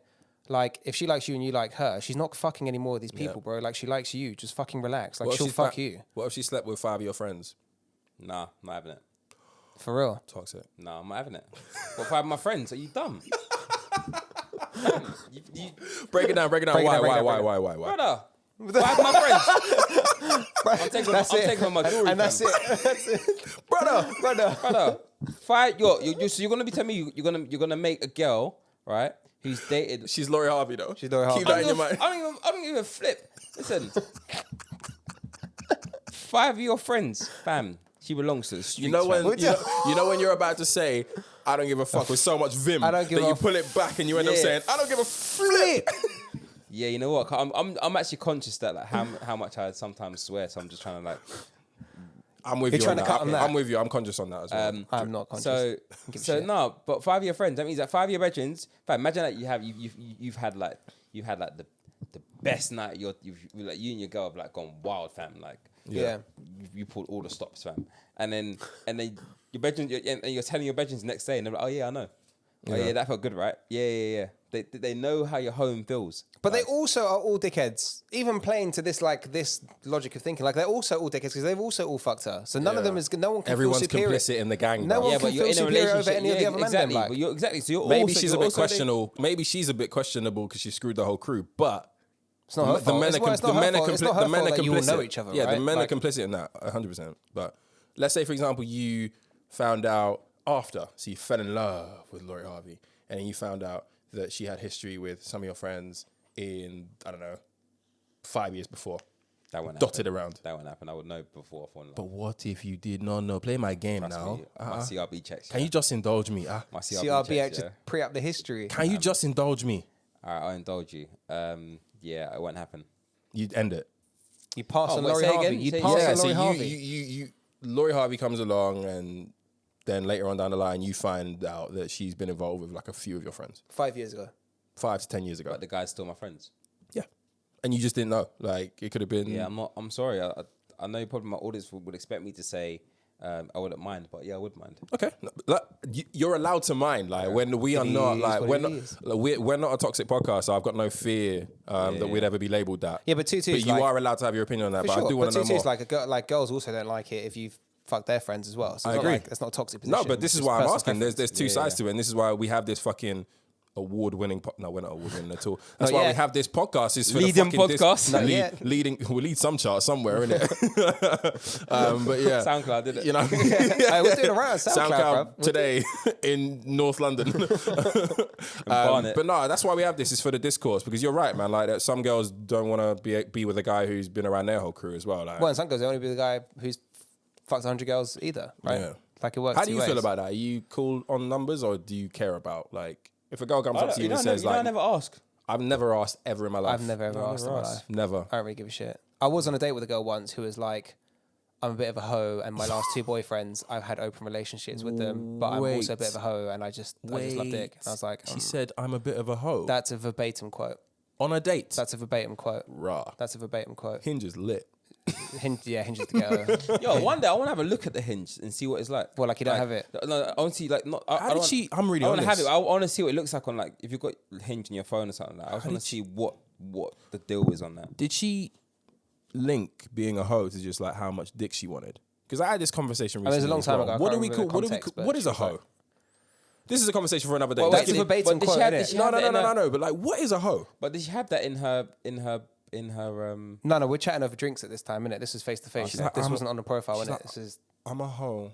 I like a lot of dick. my last 2 boyfriends. I've had owning it, open bro. relationships with them. That doesn't make her a hoe. That just means No, I don't think those. I don't think those 2 sentences were like interconnected. I think there was a full stop in that discourse, right? yeah. I'm a hoe. Full stop. I've also had open periods with my last 2 boyfriends. That was it. You just like sex, honey. It's all good, baby. That was it. Yeah. It's That was so it, babe. good, baby. That was it, baby. You just like sex. So is that sex is nice now? Do you find that Hinge has been popping more during the lockdown period than outside of like lockdown period? Do you know it's like a wave of like? I've not fucking used it in time, bro. Even like at the base level, there's no point because you can't actually go meet anyone at the moment anyway, right? So like, why would you spend hours and weeks and Wink, months, wink. hours and weeks and months chatting to people that you can't even go and meet anyway? Lockdown has definitely been stopping people from linking up and linking loins. But I have heard it's also worked the other way, and that people have been beaten off because there's fucking nothing to do, nothing else to do. So some people are getting balls deep into it and just chatting to people. Yeah. But also they're not getting balls deep into anything because you can't meet anyone. Yeah. That's what's up. But yeah, man, new couple on the block. Laurie Harvey, Michael B. Jordan. Laurie Harvey's a lucky girl to be able to look at that wonderful moustache every day. I was on Michael B. Jordan's Instagram the other day, and there was It's like a particular picture. It's like dating a statue, though. Like, it's just ridiculous. I don't even know how they met, how that came about, but man. It's dating a statue in two senses, because like not only is he literally sculpted like a god, but also his face doesn't change across multiple films. You don't really like. Across like whatever role he's in, like he was equally baffed in Black Panther as he was in Just Mercy. Like as he was as I've Wallace. not seen Just Mercy yet. As he was as Wallace in The Wire. Right, like I said, like he perpetually looks like he's caught someone fucking his That's missus, loads of actors, but he's though. not entirely sure who they are. Jason Statham ain't picking up no Oscar for his range. You know what I mean? Yeah, but Jason Statham's a very specific role, and also Max is gonna kick your head in if you chat shit about Jason Statham, because that's his boy in it. Yeah. His actual boy. No. Right, I was about to say, can I meet Rosie? Okay, no. He's doing all right for himself. He's doing very well for himself. Shaved heads matter. That's what's up. Facts. I'll get there one day. Hashtag Black Love. We saw a lot of that with this Laurie Harvey and Steve stuff as well. Laurie Harvey and Mike. Oh, that'd be weird. Laurie Harvey and Michael B. That's also a very good moustache, to be fair. Yeah, I need to watch Just Mercy though. That's the one with Jamie Foxx, right? Jamie Foxx is a madness in that Jamie film. Foxx is like one of our greats. He slept on in every respect. In every respect. 10-10. He's one of the greatest actors of the generation. Like, obviously, What mad singer. Bruv, yeah. Mad singer. Singing is incredible. His comedy, incredible. Like, You know his name ain't Jamie on, Foxx? You know his name ain't Jamie Foxx? What do you mean? Like his real name ain't Jamie Foxx. What is it? I was laughing when I found this out. No way. Yeah, his real name is Eric Marlon Bishop. What? Eric Bishop. Eric Marlon Bishop. I mean, sounds like a season ticket holder at Tottenham, bro. That's his real name. Where did Jamie Foxx come into this then? I don't know, man. I had to get on Wikipedia. Yeah, that's a little fun fact for everyone.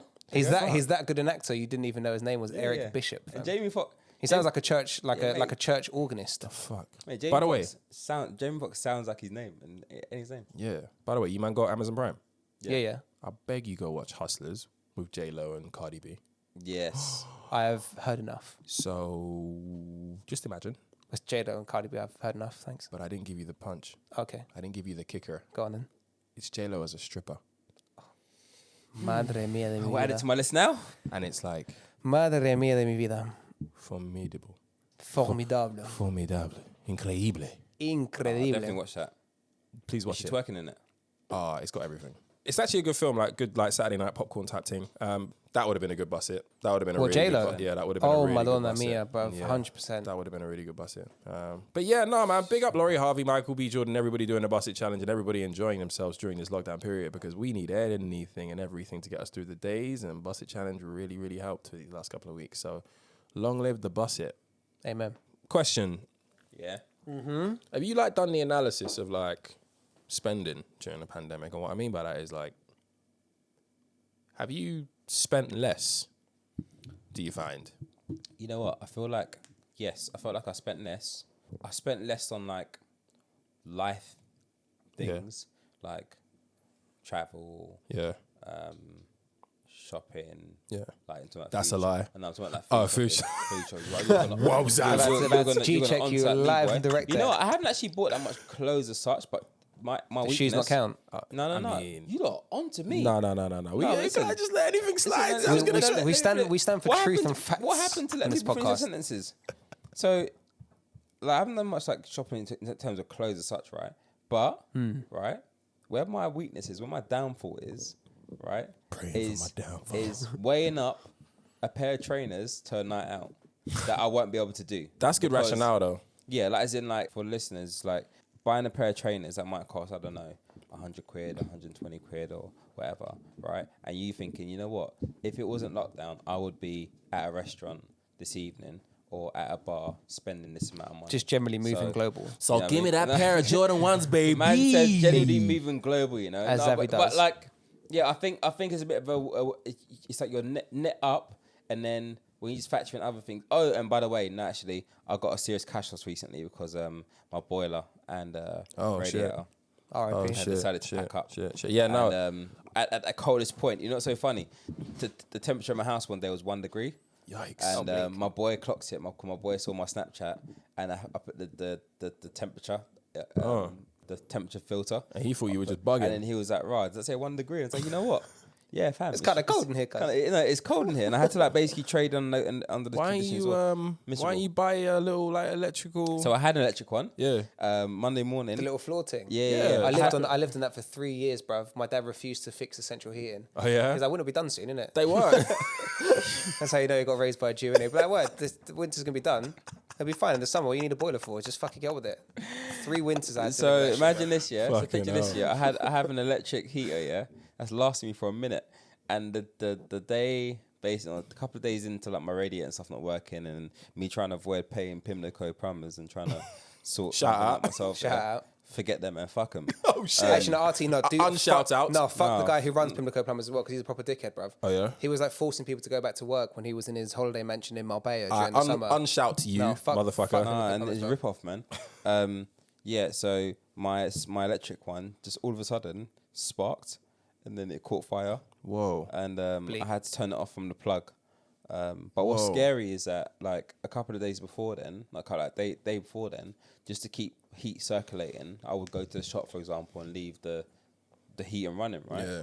And so imagine if that sparked and caught fire and I wasn't there. You're fucked. Like my That's yeah, dangerous. my insurance. I always used to get a hot face from it as well. You know, we had to like leave it next to you. I was sleeping next to one, innit? So he's like wake up with like bare hot face and my body was bare cold. yeah. Like, Did you man know all that mad. we're actually eligible for like a tax relief, like a £6 a week tax What? relief from the government to stay real? at home? For real? It's called the Stay at Home Tax Relief. no way. Yeah. So I found out about this on some TV program with that dude from like Money Supermarket or Money Saving Martin Expert. Lewis. Martin Lewis. Come on, shout out He's a Martin fucking G. Lewis. And basically, I researched it, and it basically says you may be able to claim tax relief for additional household costs if you have to work from home on a regular basis, which is all of us, either or for all parts of the week, which is all of us. This includes if you have to work from home because of COVID, which is all of us. You cannot claim tax relief if you choose to work at home, which is none of us.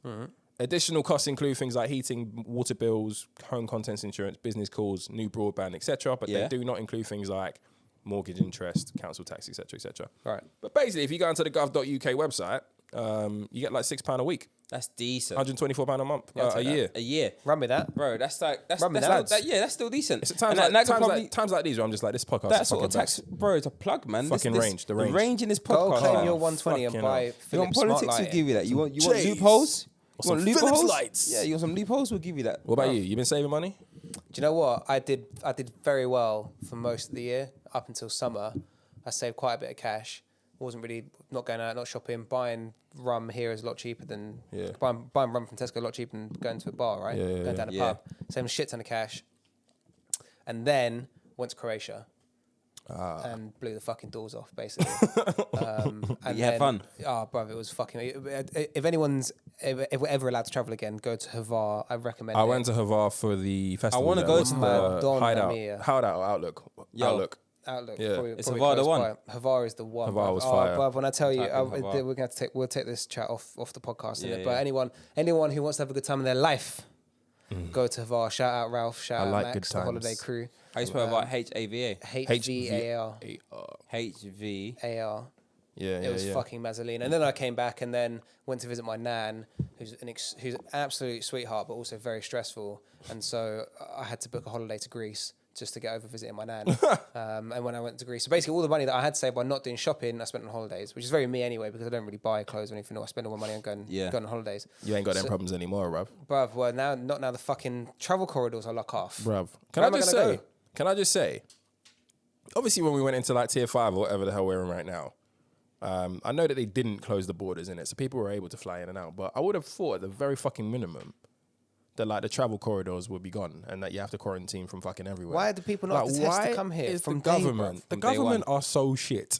Fucking Tories. They're so what- shit. what We're do you being expect? laughed at, you know. The ways in which they are shit are just untrue, bruv. Like do you they wanna- only just yesterday were like travel corridors from everywhere. Do you want to hear a lock off. mockers? This is going to sound like Marxist propaganda, but it's actually fact. Cuba don't have enough cases of coronavirus in the country to test their own vaccine. Wow. Are you for real? Wow. That's facts.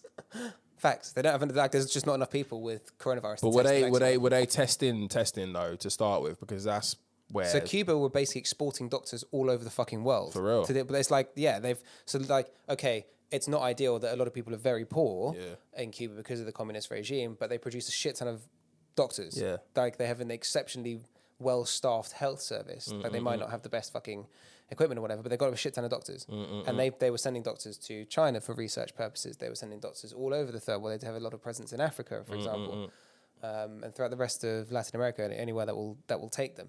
But Cuba, as an island in the middle of fucking nowhere like we are, don't have enough cases to test their own vaccine on, right? Similar example with New Zealand.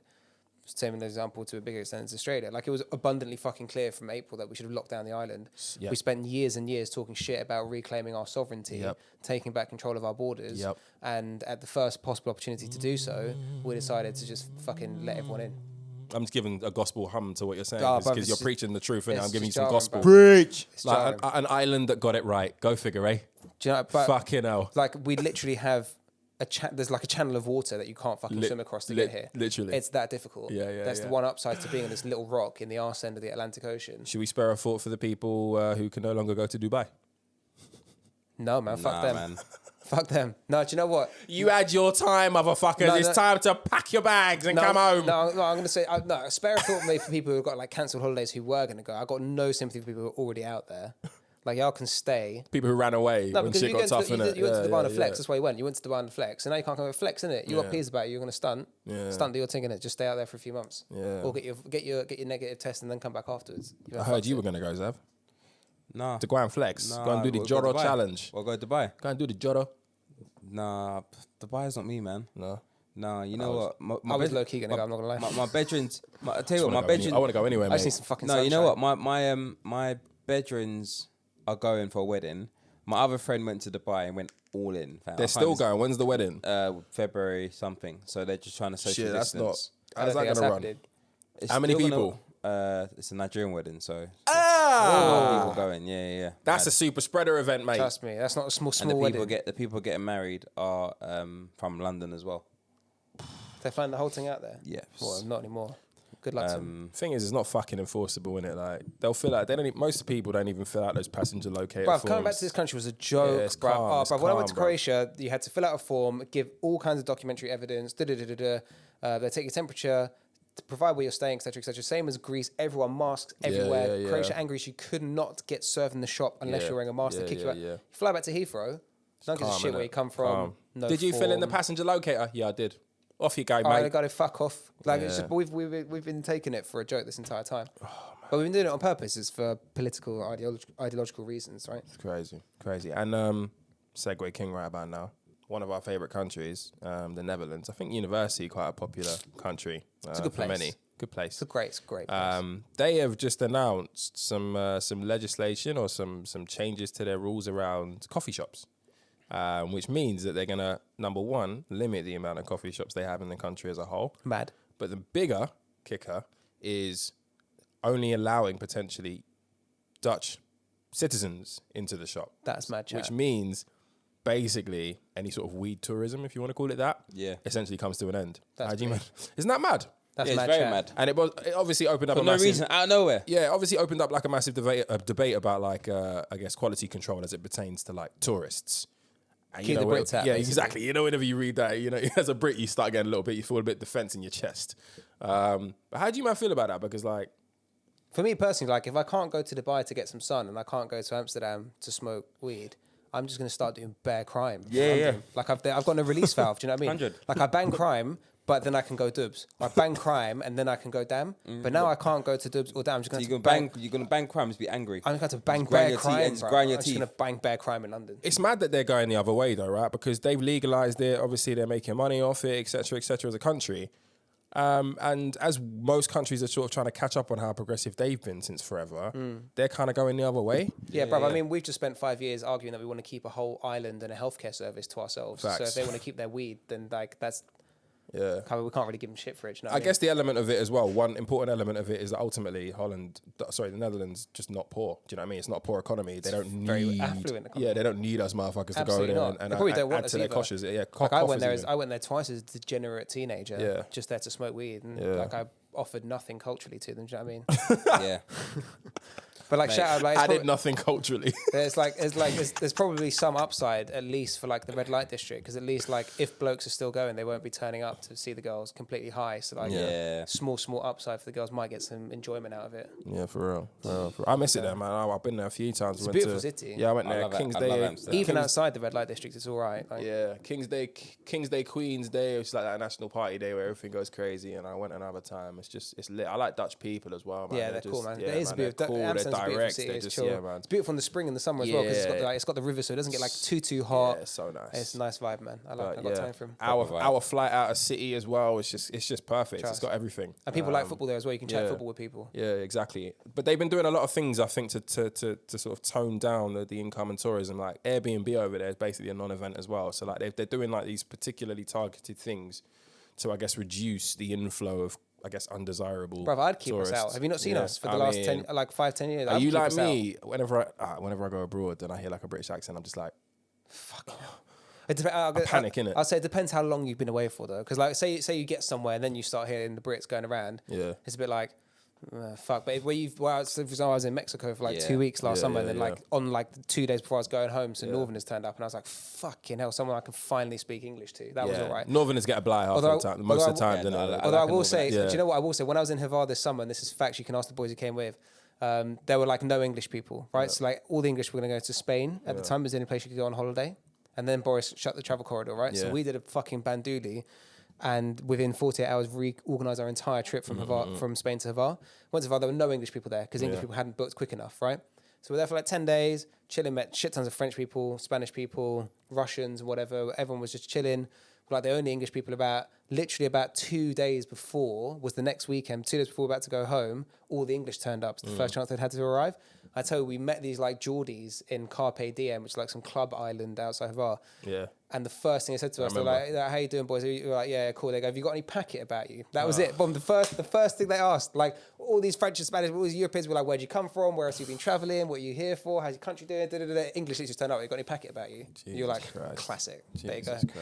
Hey, boys on tour. Go on to that. You know what? Which actually reminds me, touch wood, Corona permitting, I'm supposed to be going to DR. Dom rep. Yeah, Dom rep. Dom. So going DR with the man them. Bit of Punta Cana. Oh, bro. I don't know, man. Okay. It's for like a massive stag. I'm dying to go to DR, bro. So basically, you know, I was supposed to be going to Toronto for a stag last year. Yeah. And that didn't happen. But then best man and his mate, he's also getting married. We just decided to basically join forces. Ooh. And it's going to Avengers Assemble. The Avengers Assemble. And yeah, Corona permitting, we're supposed to be going to DR in the summer. Nice. I don't know what the likely chances are of that. You'll like it. I heard it's beautiful. You been there? Yeah, I've been. You been DR? Yeah. Where haven't you been, bro? I've been a lot of places, bro. With my new job, it's about to get more fucking global. Trust me as well. You know what? You know what's so crazy? I get what you... There's a song that I listened to the other day, and you actually mentioned the podcast. You mentioned the pod, or before we did the pod, one of the two, about it says that I stand out like a black man in Kazakhstan. Who said that again? Nux. It's your boy Nux. Yeah, Nux. That's that song with him and Laurie. 100%. Yeah. Which, big up Nux. By the way, is a phenomenal song. Yeah. Stand out Nux featuring Laurie. But yeah, as Zavi said, there's a bar, the entry bar. First bar in the song is he's like, "I stand out like a black man in Kazakhstan," and I was like, I felt that. I hear that. That's gonna be me in a year. I feel seen on this track. Nah, but that's lit. But yeah, man. Kind of song looks dope though. Yeah, one of my friends I hear is it's really right good. now. Food is meant to be amazing. Food's amazing. Yeah. The landscape's and the gorgeous bars as and well. stuff. The landscape looks amazing. It's actually it used to be the site of the Soviet Union's space program. Oh yeah. So there is like a perfectly spherical landmass or bit of land in Kazakhstan that's sovereign Russia. Oh wow. So when the Soviet Union collapsed, Russia were like, yeah, we're obviously keeping the fucking spaceships. Wow. Crazy. So that's like there's a tiny little circle of land. Nuts. I look forward to the food as well. Yeah. Speaking of food, Azealia Banks. Oh shit! Wow. Segue. Bro, you're just surfing through right now. Here's a wave. Here's Rich, and he's just riding it. Bro, I'm out here in it. I don't want to dwell on this too much, lads. No, that's probably the most horrible. This is probably the most sickening thing I've seen on social media. Like the worst way to end a podcast. I just never seen anything like it in all my fucking life. Like Instagram people. Anybody who follows Azealia Banks on Instagram this week would have seen a video where it appeared to be her pulling a bag of something which she buried in the ground outside her home. Pan to the next Instagram story, and we saw something being cooked in a massive, massive pot. Proper fucked. Which she then stopped her stirring of the pot to reveal while speaking and confirming that she was in fact cooking the remains of her dead cat, Lucifer. What the fuck, man? That's fucked. And then she turned it into earrings. Oh my god! And then obviously the uproar followed, and What's she happened then to her? She gone tapped or something? Like, what is the deal? she's always been troubled, man. It pains me because I've always loved Azealia Banks' music. She came out with a huge smash across the world and never really had a song to match up to that. But if you really paid attention to her music, you knew she was always lit. She was always making good music. She was diverse. She was, avant-garde. She was really, really on top of it, and she knew music proper. So I was a fan. But she was troubled, bruv. She's had mental problems. She's had physical problems, like physical conditions, eating conditions and things like that. Eating disorders, I should say, sorry.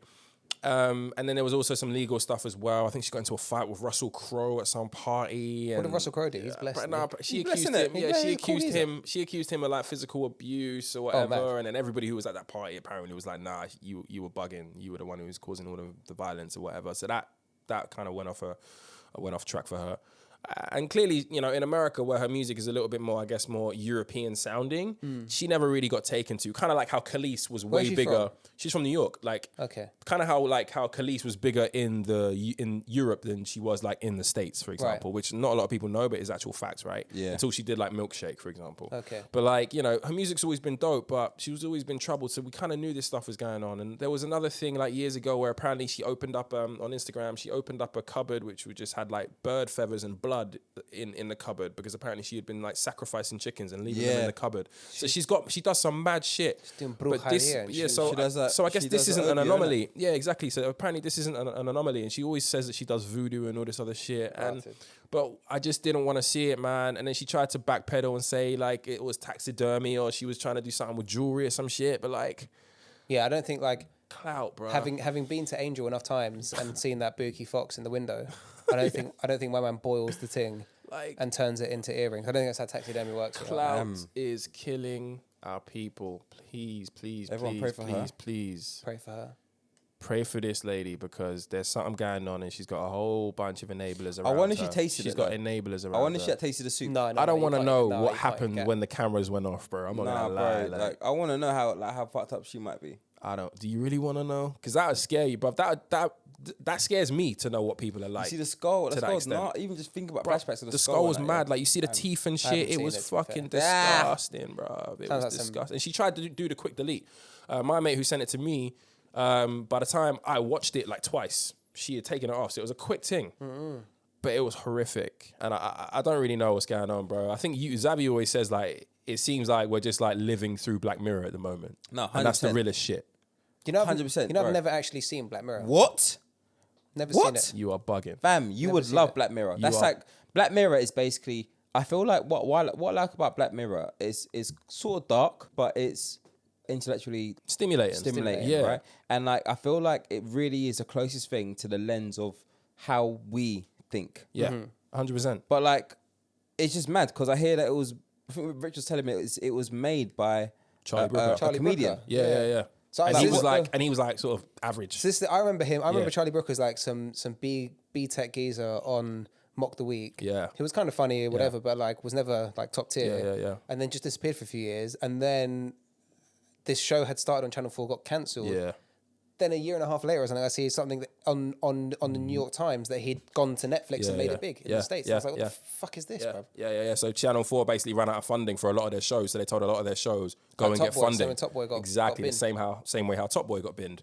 And Netflix obviously has been on a spending spree for any kind of content, right? And it makes sense. So you see the difference between when it was a Channel 4 show to when it became a Netflix one because it got a lot more glossy, a lot more Hollywood. But the quality... Like Casa de Papel. The quality just, when you can tell them man stopped doing Bookie Spanish TV and suddenly they've got multi-Netflix millionaires. Exactly. But yeah, mate, please. I might just have a Black Mirror session. Like, do you know? I'm rewatching it for sure. I've never met anyone who doesn't speak the same way that you two speak. It's one of the best things I've watched. Why the hell you been taking so long? I don't know. It's a good question. The fuck, bro? I feel attacked now. Shit, The like, fuck, bro? What the fuck you been doing with your time, I've bro? been too busy on Clubhouse, bro. Gallivanting, just wasting time. Just on constantly on Clubhouse. Wasting your time. Just listening. Stop wasting a good time, because that is where you go wrong. Hey, no, fuck Clubhouse, man. You're not on anymore. You're not a fan. I deleted it. Oh shit. Yeah, it's just, Should we? I felt like it was just I didn't want to spend that long on freaking Clubhouse. But it's just like Clubhouse. I felt like it had its golden era. You think it's done out here already? I don't think it's done out here, but for me, it's done out here. Oh, for so real? to me, it doesn't really like unless you guys want me on Clubhouse. Like I'll just re-download the thing and just log in and then. I feel like it's gone very left recently. Yeah, I want to give a very unsavory, but very deserving fuck you to Shaka Bars because he basically on this crusade of anti-vaxxing and anti-medicine and don't listen to doctors, they don't know what the fuck they're talking about in their industry, led a very young, promising doctor who gave up her time to speak in a Clubhouse debate with a bunch of celebrities, including Tiffany Haddish and I think Joe Biden and others, to basically speak about the dangers of having an anti-vax mentality, the data behind the vaccination and why it's a good thing, why we need to get to normality quickly. Because of his persistent discrediting of her facts, of her knowledge, and the bullying, ultimately, that took place in a Clubhouse room, she ended up attempting to take her own life. She was thankfully unsuccessful in doing so. So we send in our prayers and our well wishes to her. I don't have her name at the moment, but yeah, we're sending out love and blessings to this young doctor who attempts to take her life. Like, clout is killing our people. People like Shaka Bars who, you know, are very, very unimpressive when you actually hear them speak. And that's what Clubhouse is good for, is exposing who is actually about their business, innit, right? Like, who's actually researched the shit that's spewed, a lot of shit on right? Clubhouse. This is exposing a lot of people. Proper Vim as well. Like. But he is another reason why I'm just sick and tired of social media platforms like Clubhouse. Like, a lot of black people, you know, populate these social media platforms, don't have a great deal of ownership in them, give a lot of money and revenue to some weirdos in Silicon Valley, but end up being the butt of all the jokes. And I'm just not for it anymore. And obviously we've got a part to play in that, so to speak. But I'm done with it. I don't need a window into that side of my people. So I try to refrain. Definitely going to have some discontentarily content at some point once we figure out how we want to use it for us. But it's going to be void of all this toxic shit that we're seeing because it's just it's ridiculous. There's madnesses. So to anybody who has views on anti-vaccine, that's all good. That's absolutely fine. Discourse is why we created this fucking podcast. Amen. You can have your opinion, I can have my opinion. Let's please teach each other something. But bullying, because you think that you are so knowledgeable that you can speak down on somebody who that's their actual fucking trade, that's their actual fucking educational history, because you got like a fucking following on Instagram. But then, done out here, bro. But then, you need to relax. But then to organise a dog pile, like if you want to be a dickhead and disagree with the doctor, go for it. But then don't fucking gang up on her. Don't organise people to move to her like that. Like it's just wrong, bruv. Done out here. And I feel like, to be honest with you, I feel like it just also shows you how, like, this is one of the reasons why I just hate, like, I feel like social media itself and like social media platforms and social networks have their strengths, but they also have their weaknesses. And I think one of the weaknesses that I get from like things like Clubhouse and Instagram, and not to an extent, but obviously Twitter as well, is the fact that how quickly people just like are so quick to what in terms of what Shaka Bars did in terms of like getting his cult following to bully this girl. So who is Shaka Bars? Because I actually don't know who the geezer is. So he's basically gone dickhead. No, say exactly who he is. He fancies himself as a bit of an influencer. I couldn't tell you what he does, but he basically coins himself. I think he doesn't coin himself, but he kind of thinks of himself as a sort of like hybrid, sort of fucking second coming of Gandhi, Dr. Sebi, Marcus Garvey. Walks around with his top off, eating exotic fruit, saying, you know, the COVID-19 vaccine's going to kill us all as black people. Don't let them inject it in us. Before, it seemed fairly harmless, seemed pretty cool. One of these Sean King-like Instagram pages where you're just shining a light on certain things, giving people food for thought. But now it's just he's attacking people and he's using his cult following to bully people. And we can't shy away from that fact. He will deny it, but we cannot shy away from that fact. It is what it is. Yeah, that's mad. So he's an influencer, I guess you could call him. That's the best I can give him, because he's not a nutritionist. He's not a doctor. He's not educated in any way or in any of the lanes or fields. He's a learned man, though. But he talks about. He learns, of course. He's a learned man. Like exactly. He's self-taught, and that's Cool. that's not. I can't really. can't really not knock him for that, but it's just, I think when you're stepping into a room and you're speaking against some really impactful shit that's going on in the world right now, I just expect you to back it up. Ultimately, You know what I mean? I was on a Clubhouse. I was on a Clubhouse where a guy was like, I'm a scientist. And they were like, well, what's your qualifications? He was like, well, I've read books. Imagine a doctor coming in when you needed heart surgery and being like, I've read a couple books. I've read a few books, trust me. Or someone saying a trader, or I've read a couple of FTs. Do you know what I mean? I've read stock You'd laugh in man's face. Yeah, I've read Stock Markets for Dummies. Let me trade a few. Do you know what I mean? I actually read that when I was of course, but imagine if, kid. But imagine if that's all you read. Imagine if that's all you read. One of the first books I read. That's one of the first books that I bought, and actually, I got hedge funds for dummies. Yeah, and I bought that book when I was like 17, or 16, and I still use that book. Good. For real? Yeah. But anyway. But doesn't that, but big up to yourself doing that, it doesn't make you a trader though. This is it, man. A scientist. Anyway, I'll end the way I started this little rant with a fuck you to Jack of Bars, because it's all good having an opinion, but you don't need to bully people to the point where they try to take their own life. So you got to be responsible for the audience that you have. You got to be responsible for your own following. You cultivated it. You know exactly what it's like. You know everything about your fan base. So use them fucking wisely, motherfucker. So that's really it. I think we got some new music. Of course we got some new music. Yeah. Wow. Some fucking new music. Yeah. The upside to Rich not hitting the record button yesterday. Yeah. Someone else did. Yeah. Someone else did, His fucking sound engineer didn't fuck it. Do you know what I mean? Chipmunk definitely did. So we're going to leave this for you to take in, because it's 7 combined minutes of really, really good UK rap entertainment and beef. I dispute that. Let me just break it down. So we had a song released yesterday by Gettin featuring Stormzy called Skangman, which is a very, very good, all in all, very, very good song with a very, very good video, taking sort of like the Sin City type thematic. Chipmunk, who, if you're unaware, has been having an ongoing beef, pretty one-sided beef with Stormzy over the last year, took advantage of that release to put out a song on his own called The 10 Commandments, which seemingly was recorded. It's freaking fire. Put out, video shot for within 24 hours, which released. Which I find like crazy. Anyone listening, can you just like hit us up and let us know if that's confirmed? Like, yeah. Because it's actually, because some of the lyrics some of the things that he says is quite relevant to my guy's verse that Stormzy dropped like that morning. But he's got previous in this, right? He's done that. He's turned around tracks Chipmunk before. Chipmunk is really good at turning around that track and the video. Yeah, he probably just wrote it and then done the video the first time he spat it. Same as when he did the petrol station. Who knows? Who knows? Yeah, who knows? Either way, it ends up being quite a really, really good use of your time. Two very, very good tracks. One that continues a beef that Stormzy is yet to reply to. But check out those songs. As I said, Gets featuring 3 cents. Yeah. No return. Bro. Yeah, it's interesting, isn't it? I think we could debate about that, but like it's interesting why Stormzy isn't deciding to reply. But it is what it is. Check out Gets featuring Stormzy. It's called Skangman, and then check out the seeming reply to that.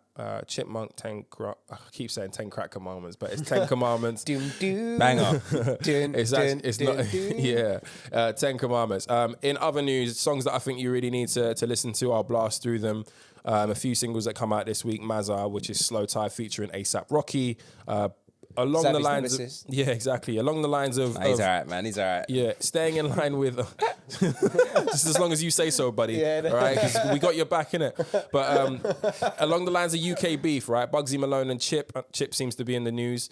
Is that still quite a thing? a bit. I thought they squashed that. Yeah, no, that's the point, right? They've finally put their beef aside, and they've come together finally for a song called Notorious. So check that out. Really, really great to see two grown men. I'm not gonna lie, Bugsy come right down Tottenham High Road down the road, but he proper mocked it. Like, that was disrespectful. And Chip brought him back around recently. Took him to his favourite little chicken shop, and they had a drink and a laugh about it, which is great. Good to see that these young men have realised that there's more to life than these war. Huh? Is Bugsy about young? Our age, no? No, he's like he's around that 30 mark, maybe. I don't know. I thought he's like 20. I thought he was about but either way, they're still young. Like, they're still young, no matter what. It's good that they're putting their stuff aside. They got a track called Notorious. Neo, one of my favourite R&B singers in the UK, She is back. She's got a new album coming out soon, but she dropped her first single, Antidote, featuring Ade Kunle Gold, who is also fucking fire. I thought you said Neo still. I was like, what? There's new Neo? I thought you said Neo as well, fam. I was about to say, rah. The way I looked around thinking, rah, Neo. Wheel that out. That's what I'm playing on my journey home.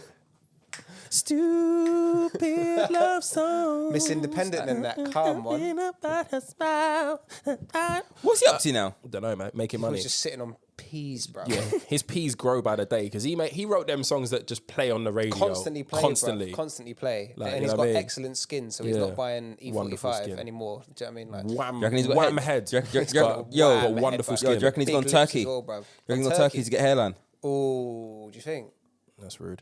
That's what Chip said about Stormzy. No, but it's rude, isn't it? I come for the rest Nah, of but but check out Neo, N-A-O, not Neo. And then R&B, well, one of the albums of the week is an R&B song from one of the better R&B singers of our generation, Jasmine Sullivan.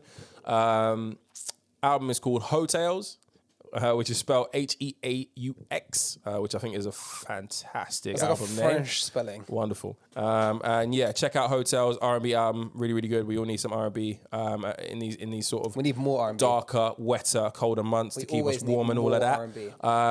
But yeah, that's Neo, it, man. you know. I think the last thing that we wanted to finish up on was just a little quick tribute to a legend in football who retired yesterday, officially from football, having done sort of like a player-coach gig at Derby. Yeah. It's Wayne Rooney, ladies and gentlemen. Man like Wazza. Johnny, do you want to leave with this tribute? Because to be honest, fuck him. But I'm a Liverpool fan. But I mean, the guy was the closest thing to a street baller that England have produced. Facts. Since how long? I don't know. I can't think of another guy. Like we had that whole golden generation thing. Yeah, the street baller who made it. Like a couple tried, like man like Kieran Dyer and all them. They were street ballers, but they got injured. But they couldn't really. They didn't have the vim in it. They didn't have the vim. Like we had that golden generation where obviously Gerrard's a baller, Lampard's a baller, Beckham's a baller, Scholes is a baller, Neville's a baller, Campbell's a baller, Ferdinand's a baller, Terry's a baller. Mad ballers. They're all ballers, bro. I don't know how we didn't win a fucking tournament, but they were all like professional men. Yeah. Rooney looked like some street urchin. Sunday League, bruv. Sunday League hero, that innit? come out of nowhere and was just fucking moving to guys. That goal that he scores against Croatia in Euro 2004. Swear down. Don't piss me off. Yeah. Don't piss me off. And I'll never forget. I always remember the goal that he scores against Arsenal. Yeah. 16 years old, rude boy. 16 years old. And back then, Prem was big man business. It's not like now where they're all athletes and you get a yellow card for anything. Big man business playing against a big Arsenal team. Turns around. I can't remember who he does in midfield. It was like Gilberto Silva or Eddie or some fucking mad midfielder. Yeah. Turns around and sticks it past David Seaman. He's probably the best goalkeeper in the league at the time. Bins. 16 Remember years old. the name. Remember the name. Wayne Rooney. Yeah. And do you know my favourite story Was about that that like the day? ad-lib on it? No, that's it the was a commentator. Commentator, yes. Do you know my favourite story about that day? Do you know how he got home from the game? How? He rode his BMX back home, bruv. Love it. Man come to the stadium to kick Premier League ball on his BMX, and then after the game, takes his BMX home, calls the boys, and they all go and kick ball in the park later in the same day. Street baller. What a guy. Street boy, 16 Are you years for old, real? bro. He 16. frequented in brothels. He's playing ball at Premier League level with his mates after the game. He signs for United for 30 million quid when he's 18 working class years hero. old. Wait. Is that how he went home?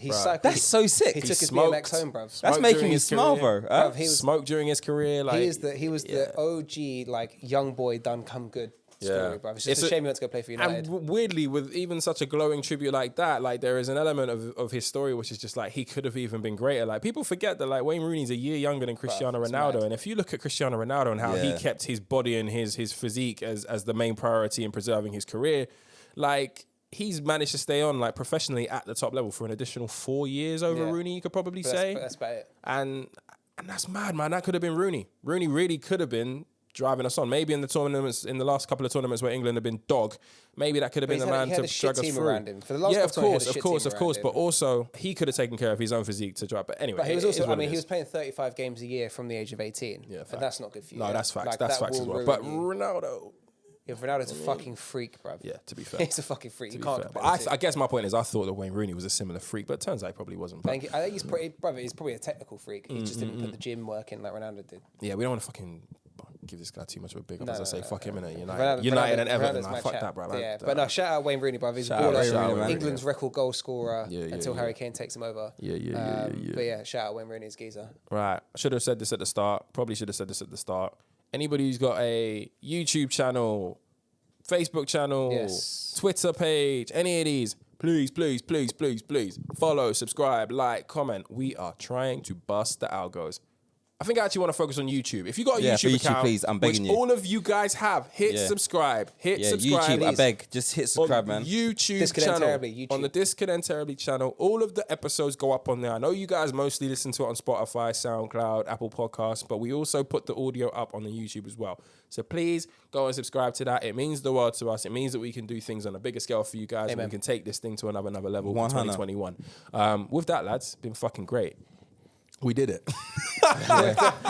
Episode 8, 2.0. Fucking hell. Maybe maybe one day we should just when we release episode 0, we should also release episode 8. 1.0. Oh yeah. 1.0. Oh, I'm keeping it. Yeah, it was a good episode. I'm keeping the dead episode. If this one's dog shit, then it's piss because that was a great episode. Yeah, no, this is great. This is great. Honestly. Man. Yeah, man. All right. Bye. Bye. In a bit.